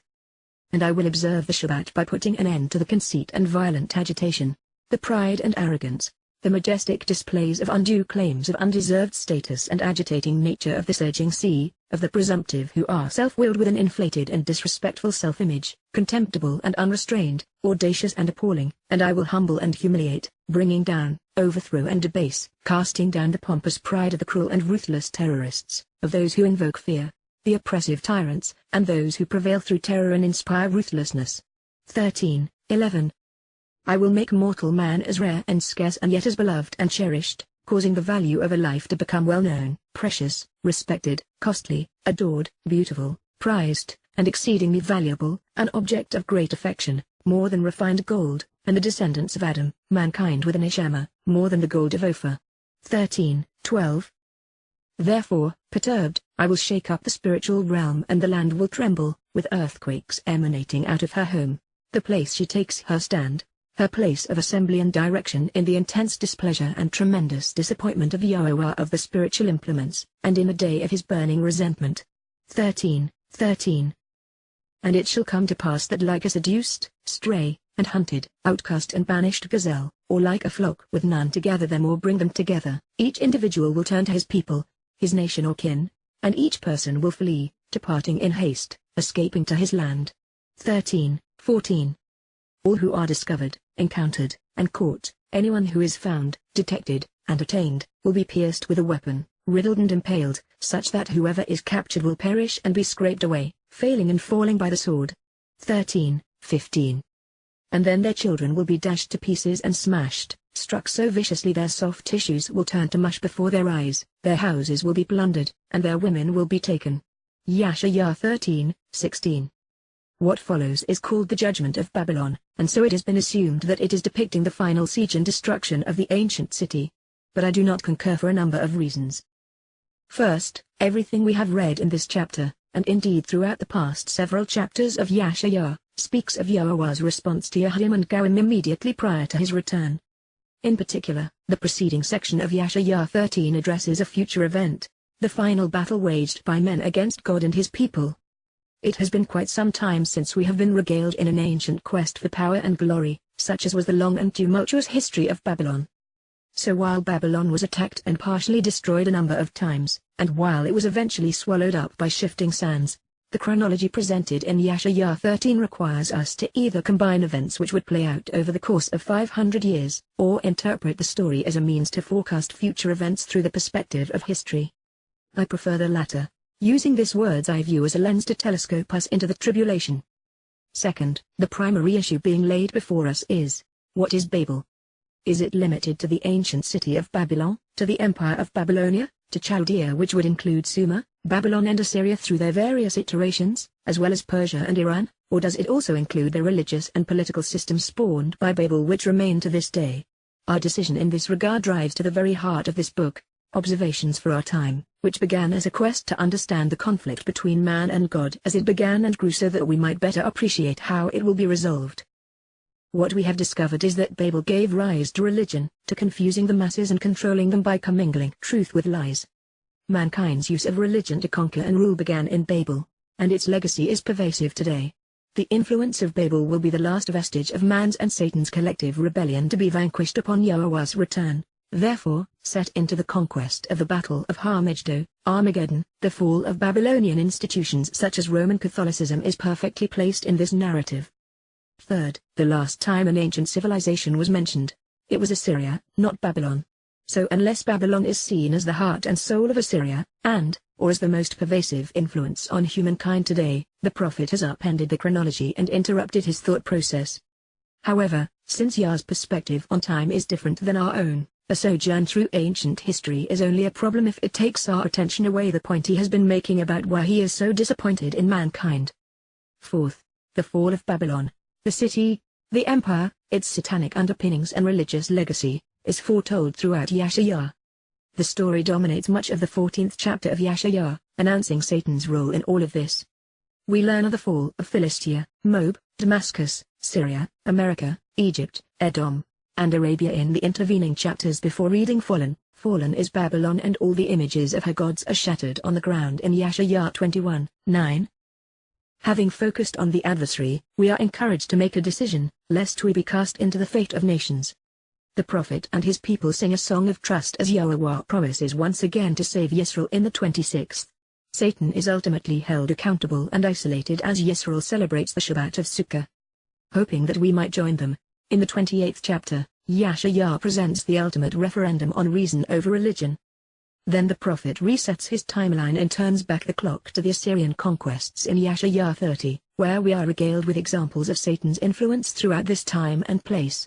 Shortly thereafter, in Yahowah 37 and 38, we are introduced to Sennacherib and then to Hezekiah, recounting one of the most important stories of salvation and reconciliation ever told, a lesson for our time if ever there were one. In Yahowah 39 we return to the conflict between Babylon and Yahowah, and emerge once again with the prophet emphasizing the path away from one into the other.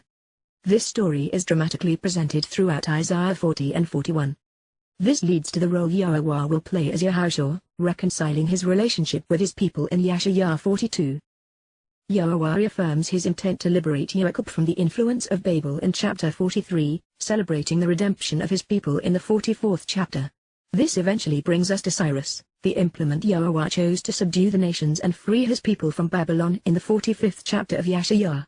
Babel's gods are besmirched in the 46th chapter and their religion is condemned in the 47th, which leads to Yahowah condemning all things Babel and calling his people out of Babylon in the 48th chapter of Isaiah.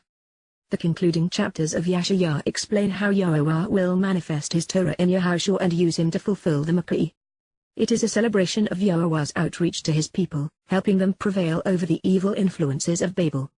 We are told that the earth will be restored, as will be Yahowah's relationship with Yisrael and Yehudim. As a result, it's hard to miss the idea that Babel is far more than an ancient city and fallen people.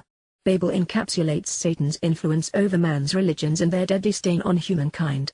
And as such, the prophecy which follows is all-encompassing, and is therefore not limited to any one time, people, or place. 5th, Assyria's capital, Nineveh, was attacked by the Medes and destroyed by them, not long after the following statement was written. But they would loot it for a month before returning home, nullifying some of what is said in this prophecy should it pertain to the Assyrian capital. Therefore, with Yahowah expressly mentioning Media, we would be wise to at least consider Nineveh's role in all things Babel. That said, the demise of Nineveh is detailed by the prophet, Nahum, not Yahowah. 6th, unless we see Cyrus as Median, and Persia and Media as one and the same, the Medes would only play a minor role in the bloodless coup for control of Babylon. The city would not be destroyed until long after Alexander's conquests, 400 years hence. And even then, the demise was more migratory than violent. 7th, we will encounter a number of words within this narrative which are more accurately rendered to depict a future battle fought in part by spiritual belligerents than the aftermath of one waged long ago. Attempts to render some of these words as doleful creatures, owls, ostriches, porcupines, jackals, satyrs, and dragons reveal more about the translator's indoctrination than an understanding of the terms themselves. Therefore, I suspect that a number of things are being conveyed simultaneously, all of which are related and true, but not at the same time. Assyria had been the seat of Satan, the world's leading superpower, and it would soon fall, with the Medes playing a significant role in its demise. Babel is appropriately used to depict the Assyrians, in that the people and realms were often indistinguishable. While the lines are blurred, Chaldea would begin with Sumer, early Babel, and early Ashur, followed by Neo-Assyria, Neo-Babylon, and Persia, all centered between the rivers in and around modern-day Iraq and Iran. But that isn't the end of the story. The beast born in Babylon would evolve and morph into future empires, first Persia, then Greece, followed by Imperial Rome and then the Holy Roman Empire, ultimately metastasizing throughout the world as Roman Catholicism. Further, the lands occupied by the Persians, and the people oppressed by them, would submit to Islam or die shortly after Muhammad's death. And in the West, both Europe and America would establish religious, political, and military systems based upon Imperial and Catholic Rome. Fortunately, in validating this prediction, soon everything Babel represents will be destroyed. The forces which ultimately bring Babylon down will show no pity, they will not be bought off, nor dissuaded, and they will not strike a bargain. Pleading will not prevail. There will be no compromise, nor negotiation. As such, this depicts Yahowah's attitude and approach prior to his return. Behold, Hine, pay attention to the details because they are relevant. I am, any, alerting and arousing, you, awakening and stirring up, rousing and raising, exposing and inciting. Made, Ethmade, the Medes, Media, area south of the Caspian Sea in northern Iran, formerly Persia, descendants of Yophith, from Mad, a measured, Madown, object of contention, and Madoa, as a deadly plague, toward them, Alham, against them, who have no feelings nor regard for values, Asher Kesef Lo Dash, who have no interest in yearnings or money, who give no credit for desires or longings, who will show no consideration for property nor belongings, who will not impute a value to silver or any exchange. And, Wa, they do not want, Wallo Chapits Bahu Dash, they do not desire, will not accept, and not fond of, and cannot be swayed by, gold coins, as a hab, precious metals, nuggets of gold, and gold as a medium of exchange. Yahshua, salvation is from Yahowah, Isaiah 13:17. Personally, I don't think that this is about the Medes or Media. It does not fit unless we see Cyrus and his Achaemenid Empire as Median, and Media as indistinguishable from Persia. That is a reasonable assumption since Cyrus's mother, Mandane, was the daughter of the Median king, Astyages, and his father was Cambyses, king of Anshan in eastern Elam. The argument can be made that following his father's death, when Cyrus assumed the throne, he unified Elam and Media, creating Persia. But even then, the Medes proved that their lust for gold was the equal of any other based upon their unquenchable plunder of Nineveh. Therefore, I'm inclined to see Made as being symbolic of something else, perhaps a related people or idea deployed at a different time. But before we consider who this may be, and I explain my concerns, let's complete the prophecy.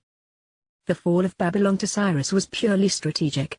Cyrus didn't want to destroy Babylon, but instead be the king of Babylon. As such, his quest was pursued with shovels, not arrows, and his approach was compassionate, not cruel. Cyrus had his men divert the Euphrates River into a marsh, which drained the protective moat, allowing his men to walk into the city unchallenged as the inhabitants celebrated a feast in honor of sin. That is not to say that there wouldn't be bloody episodes in Babylon, because long before and long after Cyrus took control, the city was plundered, but neither attack was perpetrated by Medes. What follows reads more like what the Medes would do to their oppressors in Nineveh. With bows, wakoset, weapons shooting projectiles, and with archers, they will strike, ratza, they will pierce, the young men, adolescents and teenagers. And, they will show no mercy, lo racham, they will have no compassion, show no affection, no love, and no kindness, regard, nor concern, for the fruit, puri, produce and offspring, of the womb, bitten. Upon, the children, benim, sons, their eyes, ein their glances and appearance, their presence and perceptions, will show no pity, will reveal and display no compassion and no desire to spare anyone. Yahweh, salvation is from Yahowah, Isaiah 13:18. This reads very similar to the fate of those who return to their homes in defeat after failing to destroy Israel in the last days, so there may be a connection. There may also be one with the previous statement in that the failed militants will witness their own people abuse their women and children, a sure sign that they have no compassion or values. In the Hebrew text, higher, the verb in the next sentence precedes the highly modified subject, making it a little easier to read than in English following its subject-verb-object grammar. Therefore, be aware that God is saying that the things associated with Babel will ultimately suffer the same fate as Sodom and Gomorrah.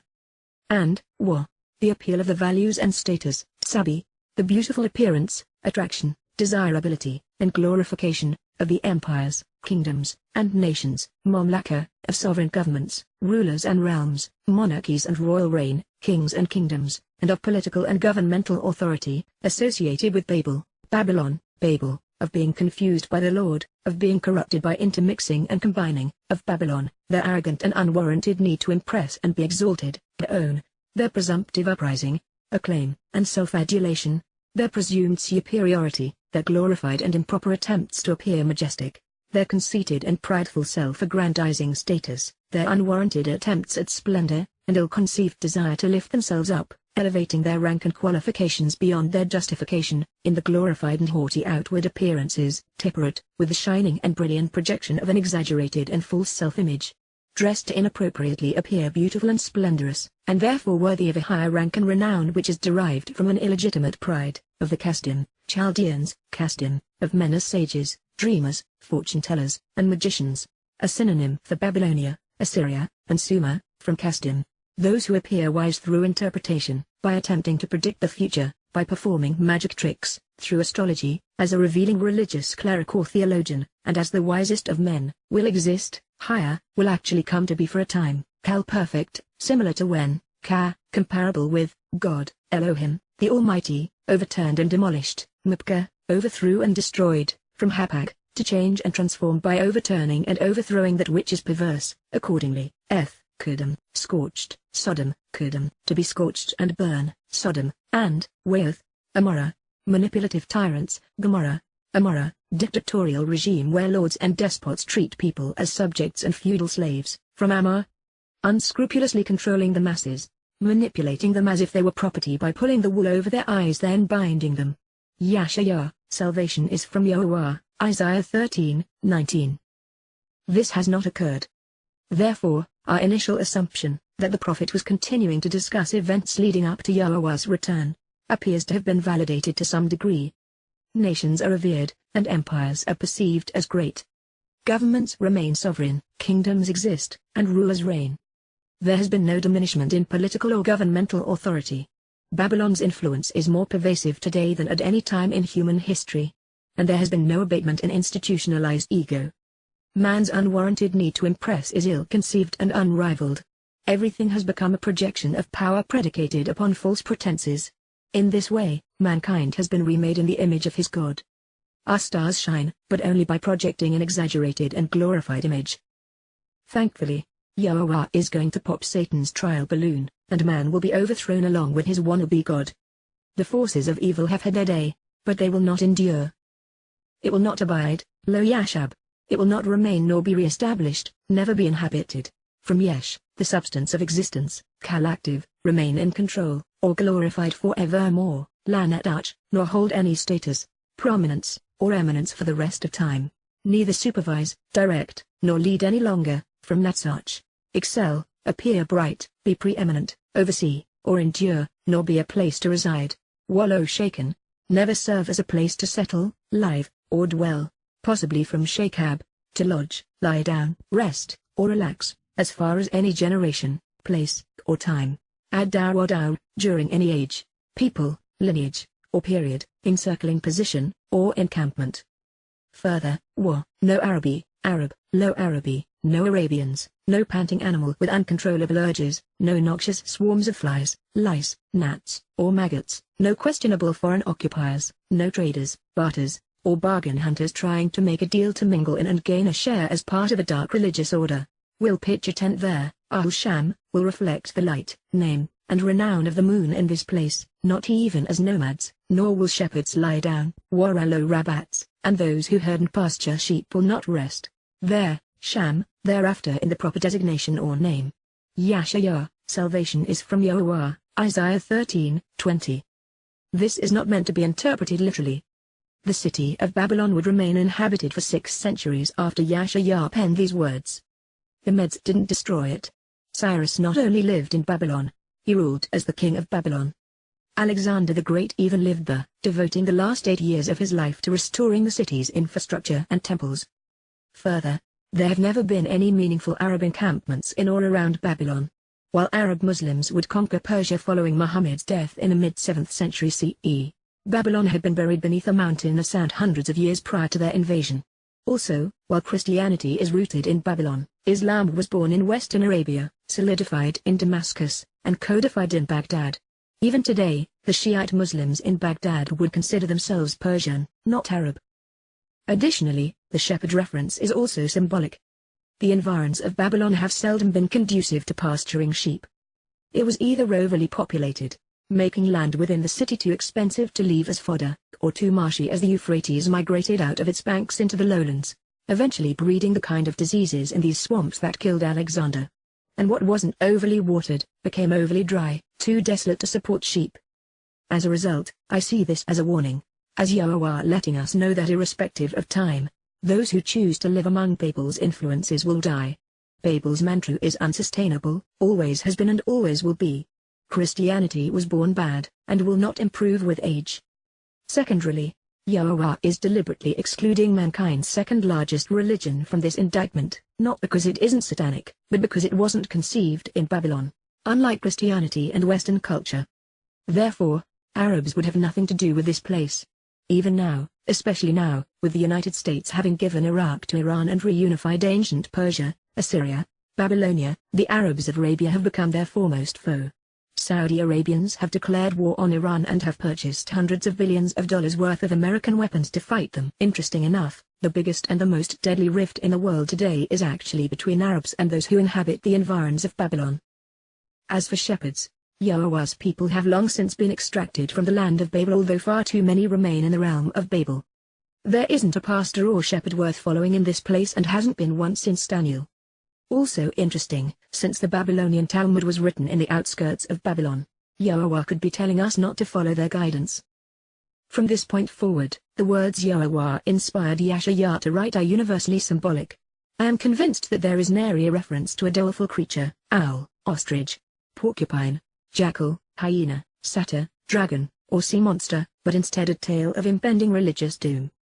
But, the demons of the desert, Sion, the wild beasts that prowl the lifeless regions and howling creatures stalking solitary places, those who yelp and cry, will haunt this place, Rebbetz's Shem, will recline in this name thereafter, and their homes, Bethem, their houses and families, will be filled, it will be comprised of, be satisfied with, have an abundance of, and proclaim the end of, with screaming countrymen telling a tale of woe, with howling animals, possibly indicative of jackals or hyenas if only symbolically, from alas, issuing warnings of woe.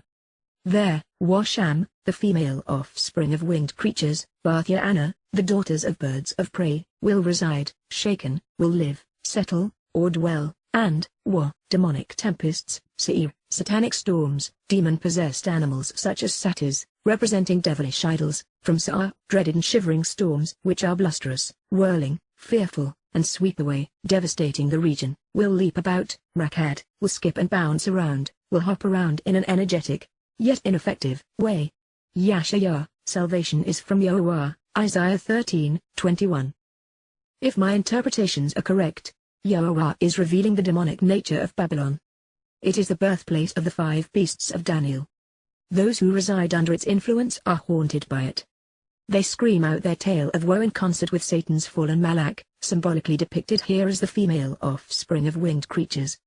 They have used circular reasoning in their blusterous demonic tempests to promote all manner of devilish idols, sweeping away the truth in the process. And they have managed to leap around the world, bouncing from place to place, estranging all they blow away. Adding considerable credence to our assessment, the last to be infected by these woeful howls is an adversary situated on a faraway coastline, indicative perhaps of Western Europe and the Americas. And this monstrous Gentile serpent, living in the lap of luxury and excess, will speak through its government institutions, military bases, and most populous cities, and most especially its exploitive religious sanctuaries and worship centers. The woeful howls of the adversarial beasts of the coastlands, why? The sorrowful wails of dark and hostile spirits and the agonizing warnings from the nocturnal ghosts of the dead, asking us to question where and why they came from the shores of the sea, will be vocally communicated, and will convey their response and provide answers explaining their preoccupation with affliction and oppression while wailing about the anxiety and suffering embroiling their environment, in its binding government institutions, military bases, and forsaken population centers, in its power centers, palaces, capitals, and cities now comprised of widows, from Alam, to bind and silence and cause to be forsaken, along with, monstrous reed, Gentile, serpents, Tanim, omnivores who hunt at night, broods of snakes, supernatural adversaries, packs of jackals, prostitutes, and mercenaries who sell themselves to the highest bidder will lament, retelling the tale commemorating the faults which lead to the relationship being severed and their abandonment, in their ridiculously lavish, absurdly luxurious, and exploitive, extravagant and mocking, senselessly pleasure-seeking and carnal, religious sanctuaries and worship centers, national shrines, central temples, stately government complexes, and palatial residences. Her time, its season, will arrive and is approaching. Kurablabao is becoming imminent, near, and close, and, her days, Yamhi, will not be deferred nor prolonged, Lo Mashak, will not be postponed nor drawn out. Yahweh, salvation is from Yahowah, Isaiah 13:22. The second to last beast in the list has indeed provided an interesting clue. It's our old friend, which Yahowah used in chapter 11 of Yahweh to describe the remote shores and coastlines of the sea from which he was going to withdraw his children and bring them home.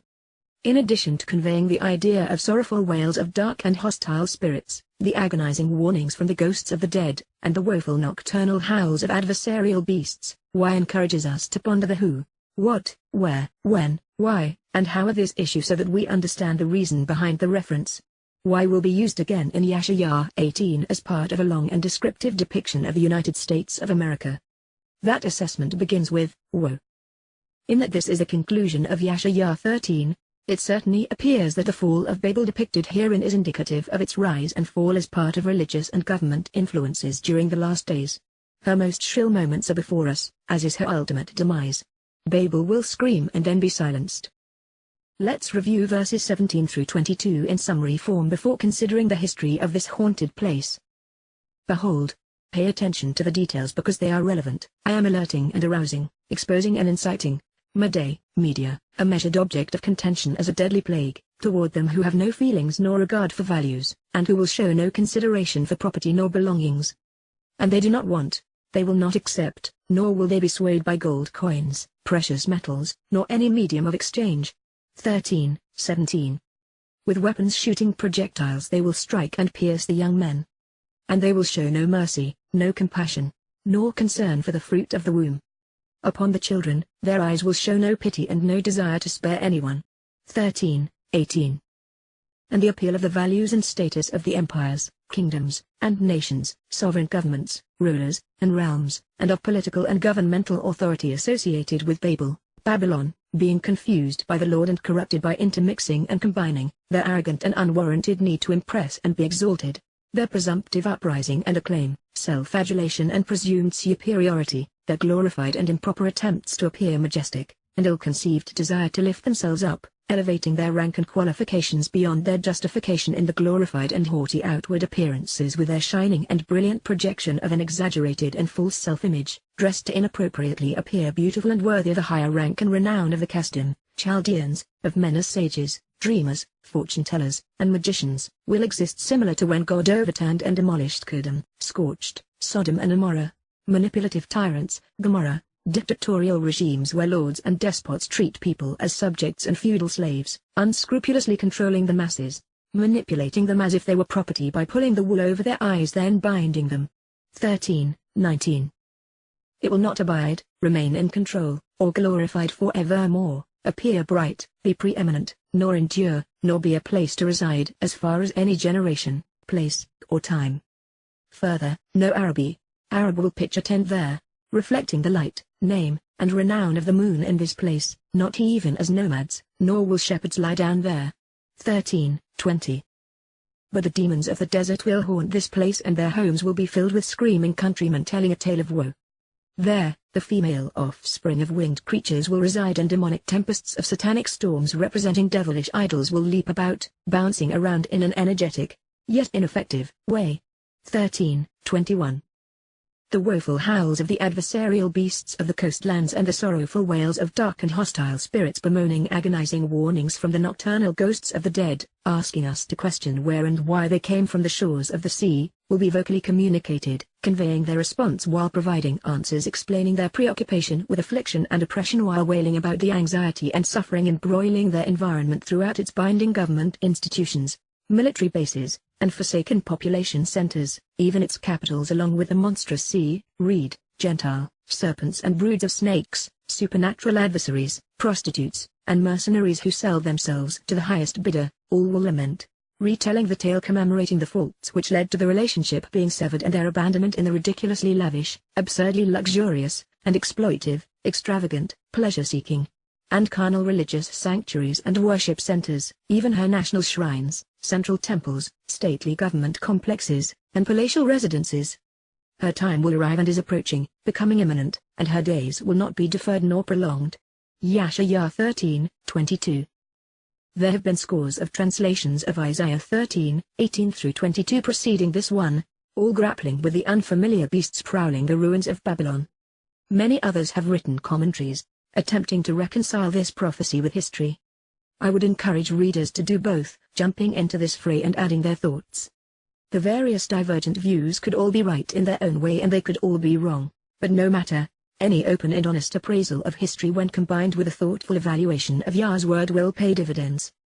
While I'm going to share some of what I've learned about the history of the people and places associated with Babel, please keep in mind that the perceived disconnect between the 13th and 14th chapters of Yahowah, Isaiah is wholly artificial. We have only paused in the midst of this discussion. Yahowah has a great deal more to say about Babylon, confusion, and it will not cease with the 14th chapter. Babylon's influence is ongoing and demonic. It's important that we never lose sight of the fact that as a conjunction of Ba, with and Bel, the Lord, Babel means to confuse and corrupt by commingling and intermixing truth with lies so as to make the resulting deceptions appear credible. Now for a brief history through time. In Akkadian, Babel means gate of Bel, the Lord God. It is first mentioned in Bereshith, Genesis 11, when God intervenes to impede human efforts to confuse and corrupt the masses by building imposing shrines reaching up into the sky to create the appearance that their gods were awe-inspiring and therefore deserved to be worshipped.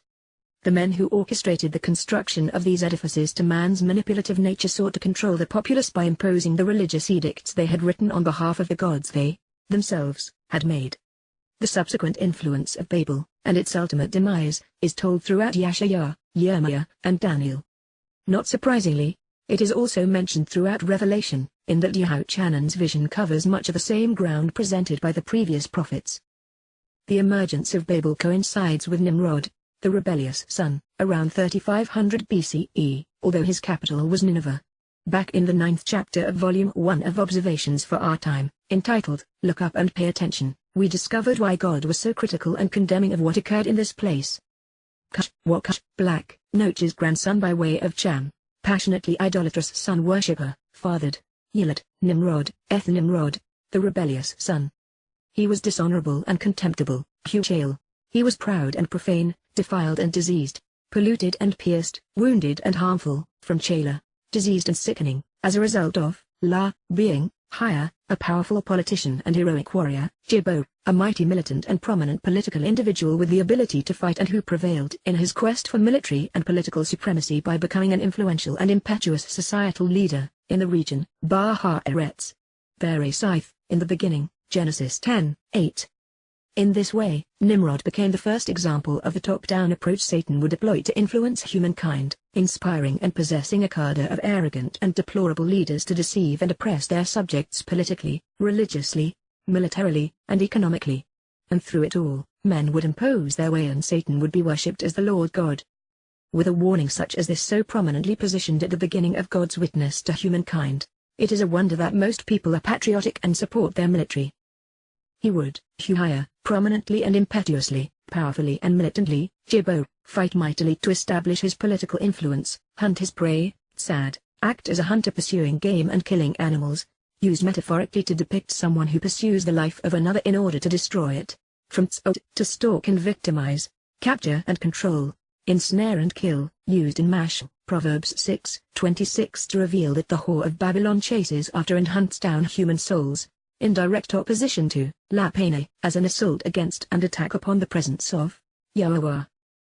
Therefore, Alkan, for this reason, it is said, Amar, it is declared, the likes of, Ka, those similar to, Nimrod, rebellious son, prominently and impetuously, powerfully and militantly, Jibbo, fight mightily to establish political influence so as to, stalk, capture, control, and victimize prey, pursuing the life of others to destroy it, sad, act as a hunter pursuing game by killing animals, from to stalk and victimize, capture and control, ensnare and kill, as an assault against and attack upon the very presence of, Lapane, in direct opposition to, Yahowah. Bere Scythe, in the beginning, Genesis 10:9. Nimrod was the first king of Babylon. He was proud and profane, militant and political. Nimrod was deceitful and deadly, and among the first to be incarcerated in Sheol. According to Babylonian mythology, during the vernal equinox while Nimrod was out hunting, he was mauled and killed by a wild boar. His queen, Astarte, wept for 40 days, taking just enough time away from her sobbing to become impregnated by Bel, the Lord, via one of the sun's rays. 9 months later, she became the virgin with child, the queen of heaven, and the mother of God when Tammuz, the son of the sun, was born on the winter solstice, then December 25th. In this way, Christianity got its Lord, Easter, the Easter ham, Lent, Sunday worship, Christmas, the Queen of Heaven, the Mother of God, the Virgin and Child, the Trinity, its cross, the sign of Tammuz, and of course the mythos of a dying and resurrected Son of God with a birthday on the winter solstice. So, this came to be, the beginning of, Reshith, the initiation of the process, the starting point, as well as the first fruit and first child of, his kingdom, Mamlakahu his empire, realm, royal rule, and government, of Babel, Babylon, confusing corruption, Babel, Babylonia, to confuse by mixing together, to corrupt by commingling, a compound of Bar, with and Bel, the Lord, and the basis for the name Bible, including, prolonged self-reliance, Akkad, subtle, deceitful, and treacherous deceptions, and Kalne, ignominious, shameful, and lowly, in the land, Eretz, of Shinar, Sumer which became Babylonia, Assyria, therefore Mesopotamia, the Tigris and Euphrates Valley. Bere Scythe, in the beginning, Genesis 10:10. From that territory, Eretz from that realm or region, he went out to, Yatsa went forth and came upon, Ashur, Assyria, named in honor of the god, Ashur, the great lord of the Assyrian pantheon, meaning gracious, a warrior and conqueror who was depicted using the sun's power to destroy, and he built, Wabana. Then he established, Nineveh, transliterated, Nineveh, refuge of the fleeing Ninus, the rebellious son, Nimrod, Rehoboth, the open way and broad path, and Kala, Wathkala, finished, to perish unable to prevail even though physically strong.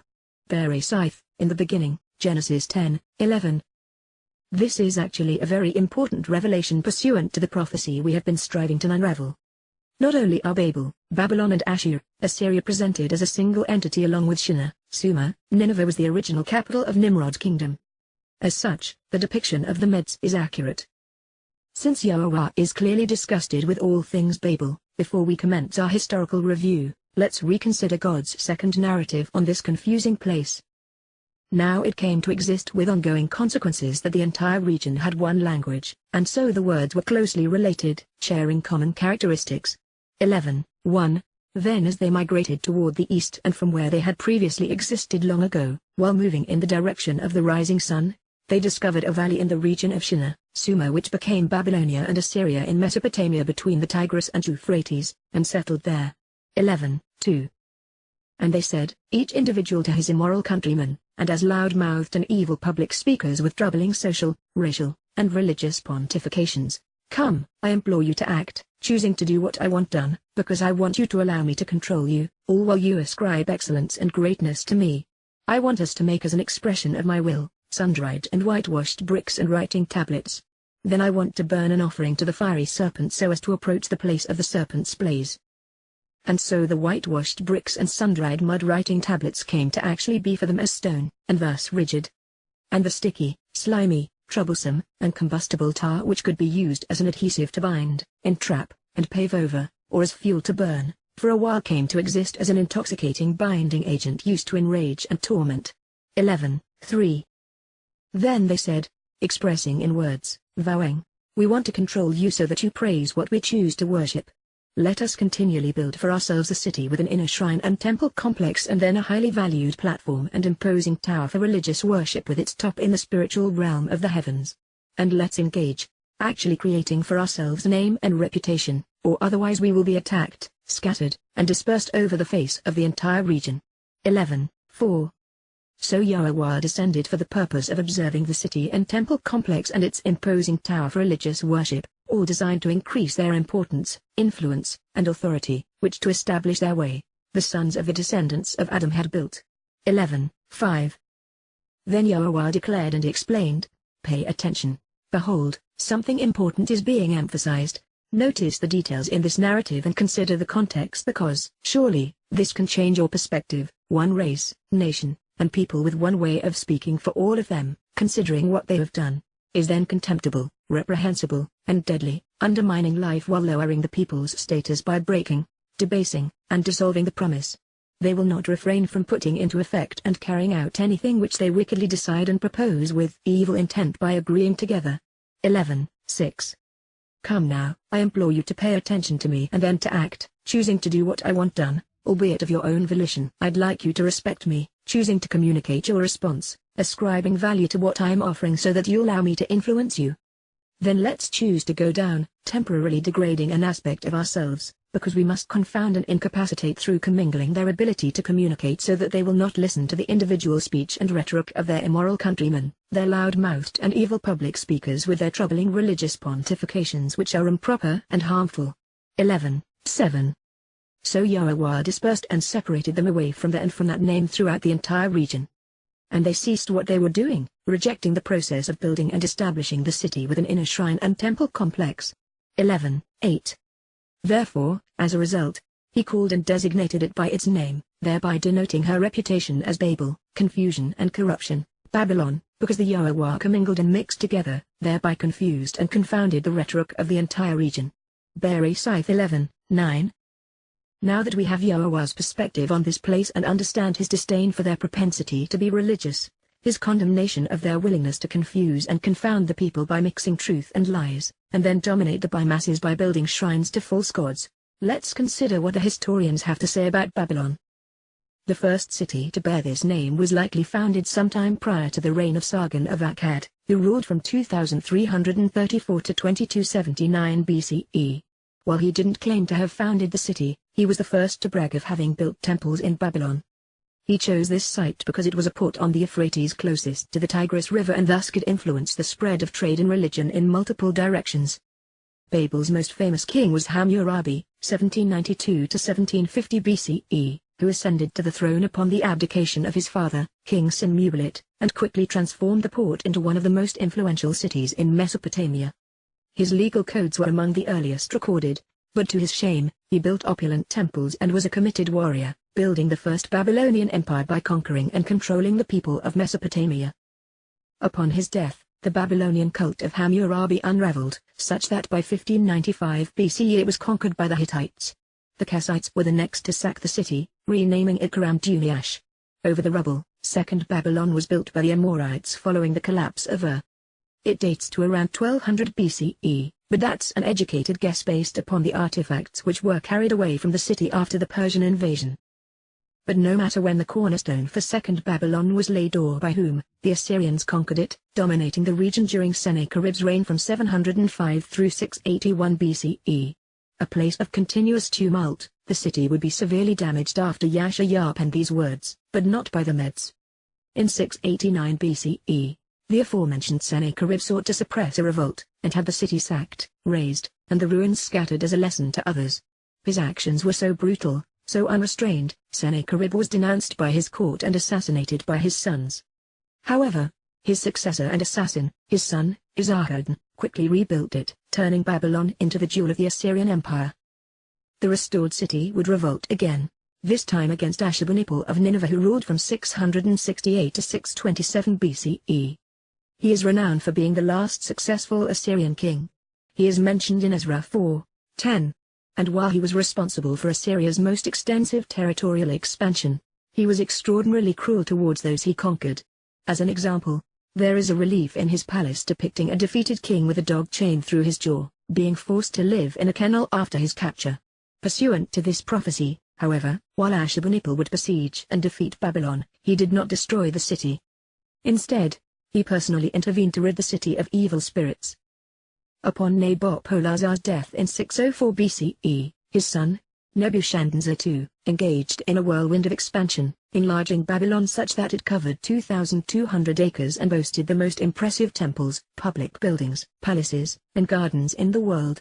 He is credited having created the Hanging Gardens of Babylon and the Ishtar Gate. Sorry Christians, but Ishtar was the mother of God, the Queen of Heaven, the Madonna with child from whom Easter gets its name. Every early writer, with the lone exception of Yahowah's prophets, describes the city in reverent tones. Herodotus would say, the city stands on a broad plain and is an exact square, 120 stadia in length in each direction. While such is its size, in magnificence there is no other city that approaches it. It is surrounded by a broad and deep moat, full of water, behind which rises a wall 50 royal cubits in width and 200 in height. Of the gardens, Diodorus Siculus, 90–30 BCE, in his Bibliotheca Historica would claim, the Hanging Garden, as it is called, which was built, not by Semiramis, the queen who became known as Ishtar, but by a late Assyrian king to please one of his concubines, for she, they say, being a Persian by race, longed for the meadows of her mountains. In reality, however, Diodorus was never in Babylon, and so his depiction of its hanging gardens may have been a myth. No trace has ever been found. In fact, everything about Babylon is exaggerated, consistent with Yahowah's indictment. Antiquity's only known hanging gardens were constructed by Sennacherib and were planted around his palace in Nineveh. It was at this time that the Euphrates River migrated to the point that it dissected the city, with the temple of Marduk and the great towering ziggurat now visible from the river. As storm god and agricultural deity, Marduk was called just, compassionate, magic, healing, and regenerative. The Greeks associated him with Zeus, and the Romans with Jupiter. In religious artwork ascribed to this period, Marduk was depicted like the Christian Jesus, in human form wearing robes. His only non-human representations were as a snake, dragon, or bull. The name, Marduk, actually means bull calf, but this god was more commonly known as Bel, meaning Lord. He was the head of a trinity which included the Queen of Heaven and his son, although their names, relative positions, and proclivities evolved over time. The Neo-Babylonian Empire continued after the death of Nebuchadnezzar II, although it began to falter under Nabonidus and his heir, Belshazzar. And this in and of itself is an interesting story, one which sheds considerable light on Yahowah's condemnation of this place. Nabonidus, 556–539 BCE, was the son of the Assyrian cleric, Adagupi, the high priestess of the moon god, Sin in the northern Assyrian city of Haran. Two copies of her autobiography have been found. The first was discovered by H. Pognon in 1906 on a broken stele excavated at Haran. The other was found 50 years later by D.S. Rice. And to Islam's shame, it was written on the pavement steps of the entrance to the Great Mosque at Haran. In it, the high priestess claims that she orchestrated the religious rites in the sanctuaries of Sin for 95 years. She specifically credits Sin for the role the moon god played in her son's ascension to the throne of Babylon in 556 BCE, when she is 92 years old. Her autobiography is filled with prayer, praise, and thanksgiving to Sin, especially at this time and for this reason. Adagupi alleges that she received the following prophecy from Sin regarding her son: "Through you I will bring about the return of the gods to the dwelling in Haran, and by means of Nabonidus, your son. He will construct a Hulul. He will complete its work. He will complete the city Haran greater than it was before and restore it. He will bring Sin, Ningal, Nusku, and Sadanunna in procession back into the Ahulul." As a result, Nabonidus paid homage to Sin during his reign as king of Babylon, increasing the funding for the temples of Sin in Haran and Ur. Then in an act that would lead to his demise, Nabonidus converted the temple of the Lord Marduk in Babylon into a sanctuary for Sin, turning the priests and people against him. While we are discussing Sin, it should be noted that the moon god served as the forebearer of Osiris, Dionysus, and Bacchus, and thus of Jesus Christ. He was presented as the Son of God in the Sumerian, Chaldean, Assyrian, and Babylonian religion, the product of the father and mother of the gods, Enlil, Lord of Storms, and Ninlil, Lady of the Spirits, Wind. Sin also had role in the conception of Islam, well beyond the incorporation of his sign, the crescent moon, into the symbol of the religion. Sin was the principal god worshipped throughout pre-Islamic South Arabia. The Hanifs in Yemen extolled his virtues, calling him Ar-Rahman, the Merciful. The first score of surahs allegedly received by Muhammad and subsequently incorporated into the Quran were plagiarized from these Hanif poems. Another surah is devoted entirely to Ar-Rahman. In fact, Ar-Rahman was the Islamic god's name a decade before it became Allah. And that would explain why the high priestess of Sin's autobiography was etched into the entrance of the Great Mosque of Haran. Her religion evolved into Islam. Sin was first conceived and worshipped in Ur and called Denzu, Lord of Wisdom. His mark was 30. And this was during a time, circa 2600 to 2400 BCE, in which Ur exercised supremacy over Mesopotamia. As head of its pantheon, Sin was thought to be the father of the gods before he was personified and made more approachable as the Son of God. He was called the creator of all things and wisdom personified, which must have been a hard sell considering the relative difference between the size and intensity of the sun and the moon. But this does shed considerable light on Yahowah's creative reference, when on the fourth day he depicted the adversary as the lesser luminary who would rule the darkness. Sin's goddess wife, Ningal, Great Lady, Bor-Shamash, Sun, and Ishtar, Venus, Easter, the morning star, thereby centralizing the powers of the heavens and establishing the doctrine of the Trinity. The ziggurats of Ur pierced the sky in devotion to Sin. Returning to the impending fall of Babylonian supremacy under Nabonidus, this absentee landlord entrusted Babylon to his son, Belshazzar. The Lord protects the king. Belshazzar is actually mentioned by Daniel in conjunction with a feast and seeing the writing on the wall. Daniel interprets Mentekul Upharsin as the foretelling of Babylon's fall. As previously mentioned, the king was overtly religious and a bit of recluse, becoming exceedingly unpopular with his subjects, particularly the priestly and military caste. The Babylonian priests were naturally devoted to Bel-Marduk and thus didn't appreciate Nabonidus's reverence for Sin. Things deteriorated for Nabonidus to the point that Cyrus, who claimed to be the legitimate successor of the ancient Babylonian kings, was actually more popular in Babylon than Nabonidus or Belshazzar, his son. And with the Bel-Marduk priesthood angry at Nabonidus's suppression of their cult in favor of Sin, the Babylonian citizenry was turned against him.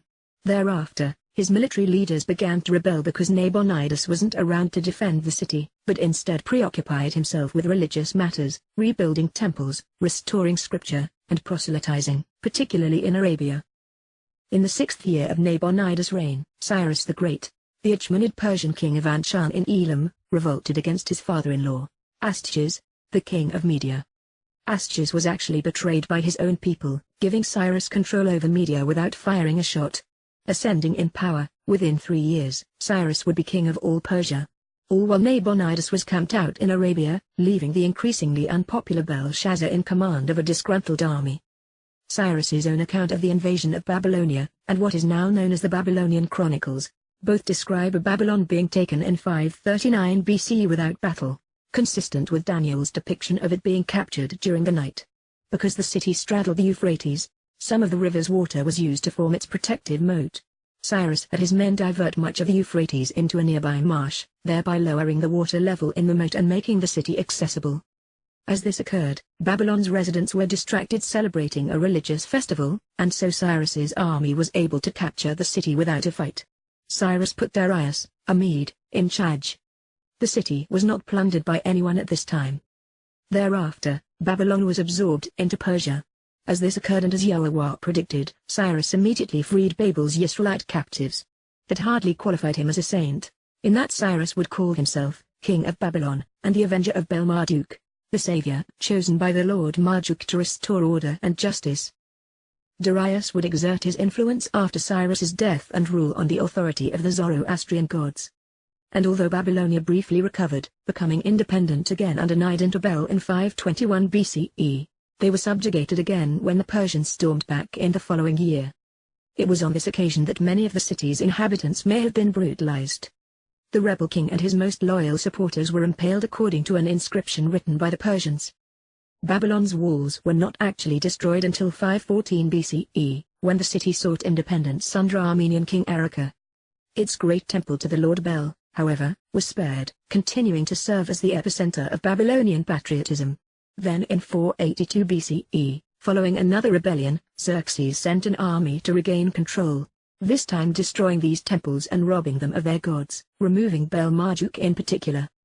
Over a century thereafter, Alexander the Great would defeat Darius and conquer Babylon in 331 BCE. He would die there 8 years later. But in the intervening years, the Macedonian was devoted to restoring the city and its temples to their previous splendor.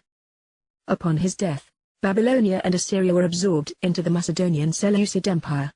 But Seleucia did not share Alexander's grand vision for Babylon, and he built a new city, Seleucia, nearby on the Tigris River, ordering the more affluent population of Babylon to move to Seleucia upon its completion in 275 BCE. The ancient city was looted for building materials as the new capital was constructed. So over time, Babylon was gradually depopulated, continuing to contract throughout the 1st century CE. This occurred for a number of reasons. The region was engulfed in chaos, the Euphrates continued to migrate, swamps proliferated, disease was rampant, and life became too difficult to sustain in the area. So Babylon went out with a whimper, not a bang. Today the ruins of Neo-Babylon, the most famous and extravagant city in ancient Mesopotamia, lie 60 miles southwest of modern-day Baghdad. Inspired by what became known throughout Moses, and then expounded upon by Yahowah, Jeremiah, Daniel, and finally affirmed by Yahowah, German archaeologist Robert Kolde became the first to excavate the ruins of Babylon, beginning in 1899 CE. Hampered by the rising waters of the Euphrates and Islamic influences, these German archaeologists discovered very little about life in Babylon because almost everything from its building blocks, idols, and artifacts had long since been looted. And nothing was learned of First Babylon because the entire city is submerged under the Euphrates. Then in 1978, Saddam Hussein began to rebuild portions of the ancient city, beginning with some temples, a palace, an amphitheater, and portions of the walls. Since his death, the ruins have been plundered, but have otherwise remained undisturbed. None of this invalidates this prophecy, however, because everything Yahowah said would occur did eventually transpire. And every agent listed in each prophecy played a role. For example, by 539 BCE, Medes were fully integrated into Cyrus' government and military, holding some of the highest positions. Fighting under Cyrus, Medes were acclaimed for their courage. And as we will discuss in a moment, according to Herodotus, Cyrus's mother was the daughter of a Median king. Moreover, since Cyrus's first act was to overthrow his father-in-law, the king of Media, he became the de facto ruler of both Persia and Media. Since the Medes would play a significant role in the destruction of Nineveh and the subsequent fall of the Assyrian Empire, it is important to recognize that there actually isn't much known about Media, other than the uncorroborated suggestion of Herodotus that 6 tribes living north of Assyria united under Deioces prior to 700 BC to form Media, but even that is highly suspect. Herodotus was prone to exaggeration and had no compunction against blending legends and hearsay into his histories. But it is fair to say that the Median tribes never rose to the point of being considered a civilization, much less an empire. However, They did form a loose federation around 625 BCE and wielded their alliance effectively for a short time thereafter. Archaeological excavations into their past haven't revealed much today, and didn't even commence in the region they occupied prior to the late 1960s. These digs have subsequently ceased under the Iranian theocracy. At the time of Yahowah's prophecy, anyone living within this region, including the Medes, would have been a vassal within the Assyrian Empire. But since Assyria was beginning to weaken, some Medes may have migrated southwest, infiltrating land abandoned by others. The lone temple which has been unearthed says very little about the Median religion, other than they worshipped fire. But nonetheless, the Median faith is believed to have served as the antecedent for Mithraism, the religion of Rome's legions, and they may also have integrated Zoroastrianism precepts, the religion the Persians made famous. Mede priests were called Magi, yet another black eye for the Christian New Testament. Having peacefully infiltrated the Assyrian heartland during their initial decline, as the Neo-Assyrian Empire re-established itself, its tentacles grew again, stretching from Cyprus to Iran, and from the Caucasus to Egypt. Assyrian kings such as Tiglath-Pileser III, Sargon II, and particularly Sennacherib and Ashurbanipal imposed tariffs upon all subjugated peoples, including the Medes, and demanded homage. However, following the long Assyrian civil war from 626 to 612 BCE, Assyrian subjects such as the Medes, Babylonians, Chaldeans, Egyptians, Scythians, Lydians, and Arameans ceased paying tribute and contemplated rebellion. It was then that Median king Cyaxares, in alliance with Nabopolassar of Babylon and Chaldea, the father of the Neo-Babylonian Empire, and other allied tribes, attacked and eventually destroyed the Assyrian Empire, capturing Nineveh in 612 BCE. As a result, the Median people are said to have reconstituted their kingdom. But, if so, it wouldn't last. As previously mentioned, in 553 BCE, Cyrus the Great, the father of the Achaemenid Empire, rebelled, claiming Media as his own in 550 BCE. It was a bloodless coup because the aristocratic caste in Media became dissatisfied with their king and actually turned him over to Cyrus. From this point forward, Median tribes blended into Persia, becoming indistinguishable. Based upon the names listed in their histories, Median nobility permeated the Persian government. The bottom line is that while Media existed, most ancient writers found no clear distinction between the Persians and the Medians, and in any event, their kingdom was short-lived. There is no indication of them being especially brutal, and their nobility appeared to be like all others, and therefore, coveted gold. Further, the Medes didn't conquer Babylon, but instead played a role in the conquest of Assyria's capital, Nineveh. Since there is considerable cross-contamination between Assyria and Babylon, as well as between Media and Persia, let's take a closer look at the Median-Persian conquest of Nineveh, circa 612 BCE.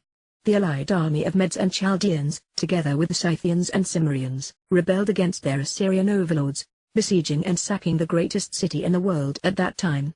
Earth's most dominant civilization up to that point was destroyed and its capital of Nineveh was deurbanized and depopulated. For the first time in nearly 1,000 years, Babylon became the imperial center of Mesopotamia, setting up the rise of the Neo-Babylonian Empire. According to the chronicle concerning the fall of Nineveh, a historiographical text from ancient Babylonia, Nabopolassar's capture of Nineveh was among the most shocking events of ancient history. After the death of King Ashurbanipal in 631 BCE, the Assyrian Empire became unquiet, and the Babylonians seized their independence. Initially, the Assyrians were able to stymie the Babylonians, but in 615 BCE the Median Tribal Federation intervened, initially in the area of modern Kirkuk, taking control of the region. Then in 614, the Medians under Cyaxares succeeded where the Babylonians had failed, taking Assur. Nabopolassar arrived after the battle had been won, but nonetheless he commemorated the success by signing a treaty and then cementing the new alliance with a royal wedding. The Babylonian crown prince Nebuchadnezzar married Ametis, Cyaxares' daughter. Working together, the Median Federation and Babylonians laid siege to Nineveh in May 612. The city fell in July. King Sinsakhkun committed suicide rather than be captured. The Medes would loot the city throughout mid-August, when they finally withdrew and went back home. The siege was predicted by the prophet Nahum, circa 660 BCE. His detailed account, written 40 years before these events unfolded, is wholly consistent with what would actually occur. No one doubts that the Medes played a crucial role in the conquest of Nineveh, or that they looted the city and thus coveted its wealth. It is also certain that they were amalgamated into Cyrus's empire before the capture of Babylon. We know that Babylon was taken without a fight, and that it continued to endure for centuries thereafter. All of this caused us to consider alternative interpretations of this prophecy, even though it is largely resolved by the Beresith account in which Babel, Ashur, Sumer, and Nineveh are joined. Before we turn the page, a little background on Assyria may be helpful. The Middle Assyrian Empire, circa 1366 to 1074 BCE, was the largest and the most powerful the world had ever seen. The Neo-Assyrian Empire was second to it, reaching its zenith between the 8th and 7th centuries BCE. They controlled the entire region of the Caucasus Mountains in the north, Egypt, Arabia, and Nubia in the south, central Iran, Persia in the east, and Cyprus and Hellenic Greece in the west, including the Phoenician coast, Anatolia, western and central Turkey, and the Levant, Syria, Jordan, Lebanon, Cyprus, and Israel. But with the death of Ashurbanipal in 627 BCE, the onslaught of civil wars weakened the empire sufficiently, prompting those from which it extracted tribute and homage to begin pushing their tormentors away. The Assyrians, even in their own accounts, were vicious, brutal, well beyond the depraved standard for their time, a tactic that generated enemies faster than they were now able to subdue them. Adding to the Assyrian problems, they were fighting on multiple fronts, trying to retain control of Egypt while battling the Elamites, tribes southeast of Sumer along the Persian Gulf. As a result of these wars, and their internal wars of succession, by 625 BC Assyria was losing its grip over the Middle East, Asia Minor, the Caucasus, and Eastern Mediterranean.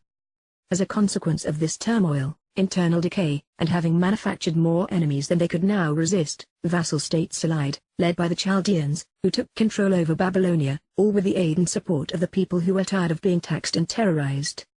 Their goal became to overthrow the squabbling Assyrian dynasty by taking the capital, Nineveh, and then transferring the seat of government and religion to Babylon. In this regard, Nahum's prophetic portrait of what occurred is corroborated by the Egyptians and Babylonians.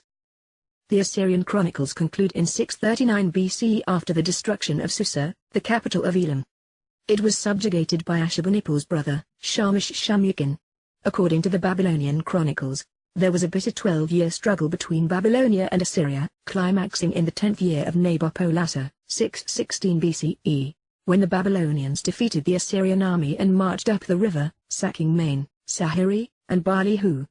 During the fighting season the following year, the Assyrians forced the Babylonians back to Tikrit, but their victory was short-lived. The allied forces of the Babylonians, Medes, Persians, Cimmerians, and Scythians would prevail, with the Median army taking Tabazu on the outskirts of Nineveh. The Medes would then attack Assur, destroying Assur's temples and sacking the city, plundering it before the Babylonian troops arrived. That same year, the Babylonians joined with the Median king, Cyaxares, again, laying siege to Nineveh for 3 months. In July of 612 BCE the combined Median and Babylonian forces broke through Nineveh's defenses, plundering the city, then burning it to the ground.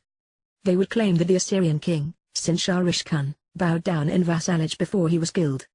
According to the prophetic record and Greek historians, the Tigris River was diverted, and then redirected, ultimately flooding the city. This story is told in the Book of Nahum 2, 8-13 and 3, 1-19. Further, history tells us that the Medes abandoned the city they had conquered after there was nothing left to loot. The Assyrians received what they deserved. As we have attested, the histories of Assyria and Babylonia are as intertwined and commingled as the religion they thrust upon the world. Babylon rose and fell, only to rise again as did Assyria. And neither really died, but instead metastasized, spreading like a cancer into the Persian Empire. The Persians would poison the Greeks the Romans, and the Romans the Catholics. Soldiers died, cities were buried, but in the end, it was mostly just the names of the kings, their fiefdoms, and their gods which changed. Fortunately, Yahowah has announced an end to all of this. Babylon will fall and be no more. Her time is upon us.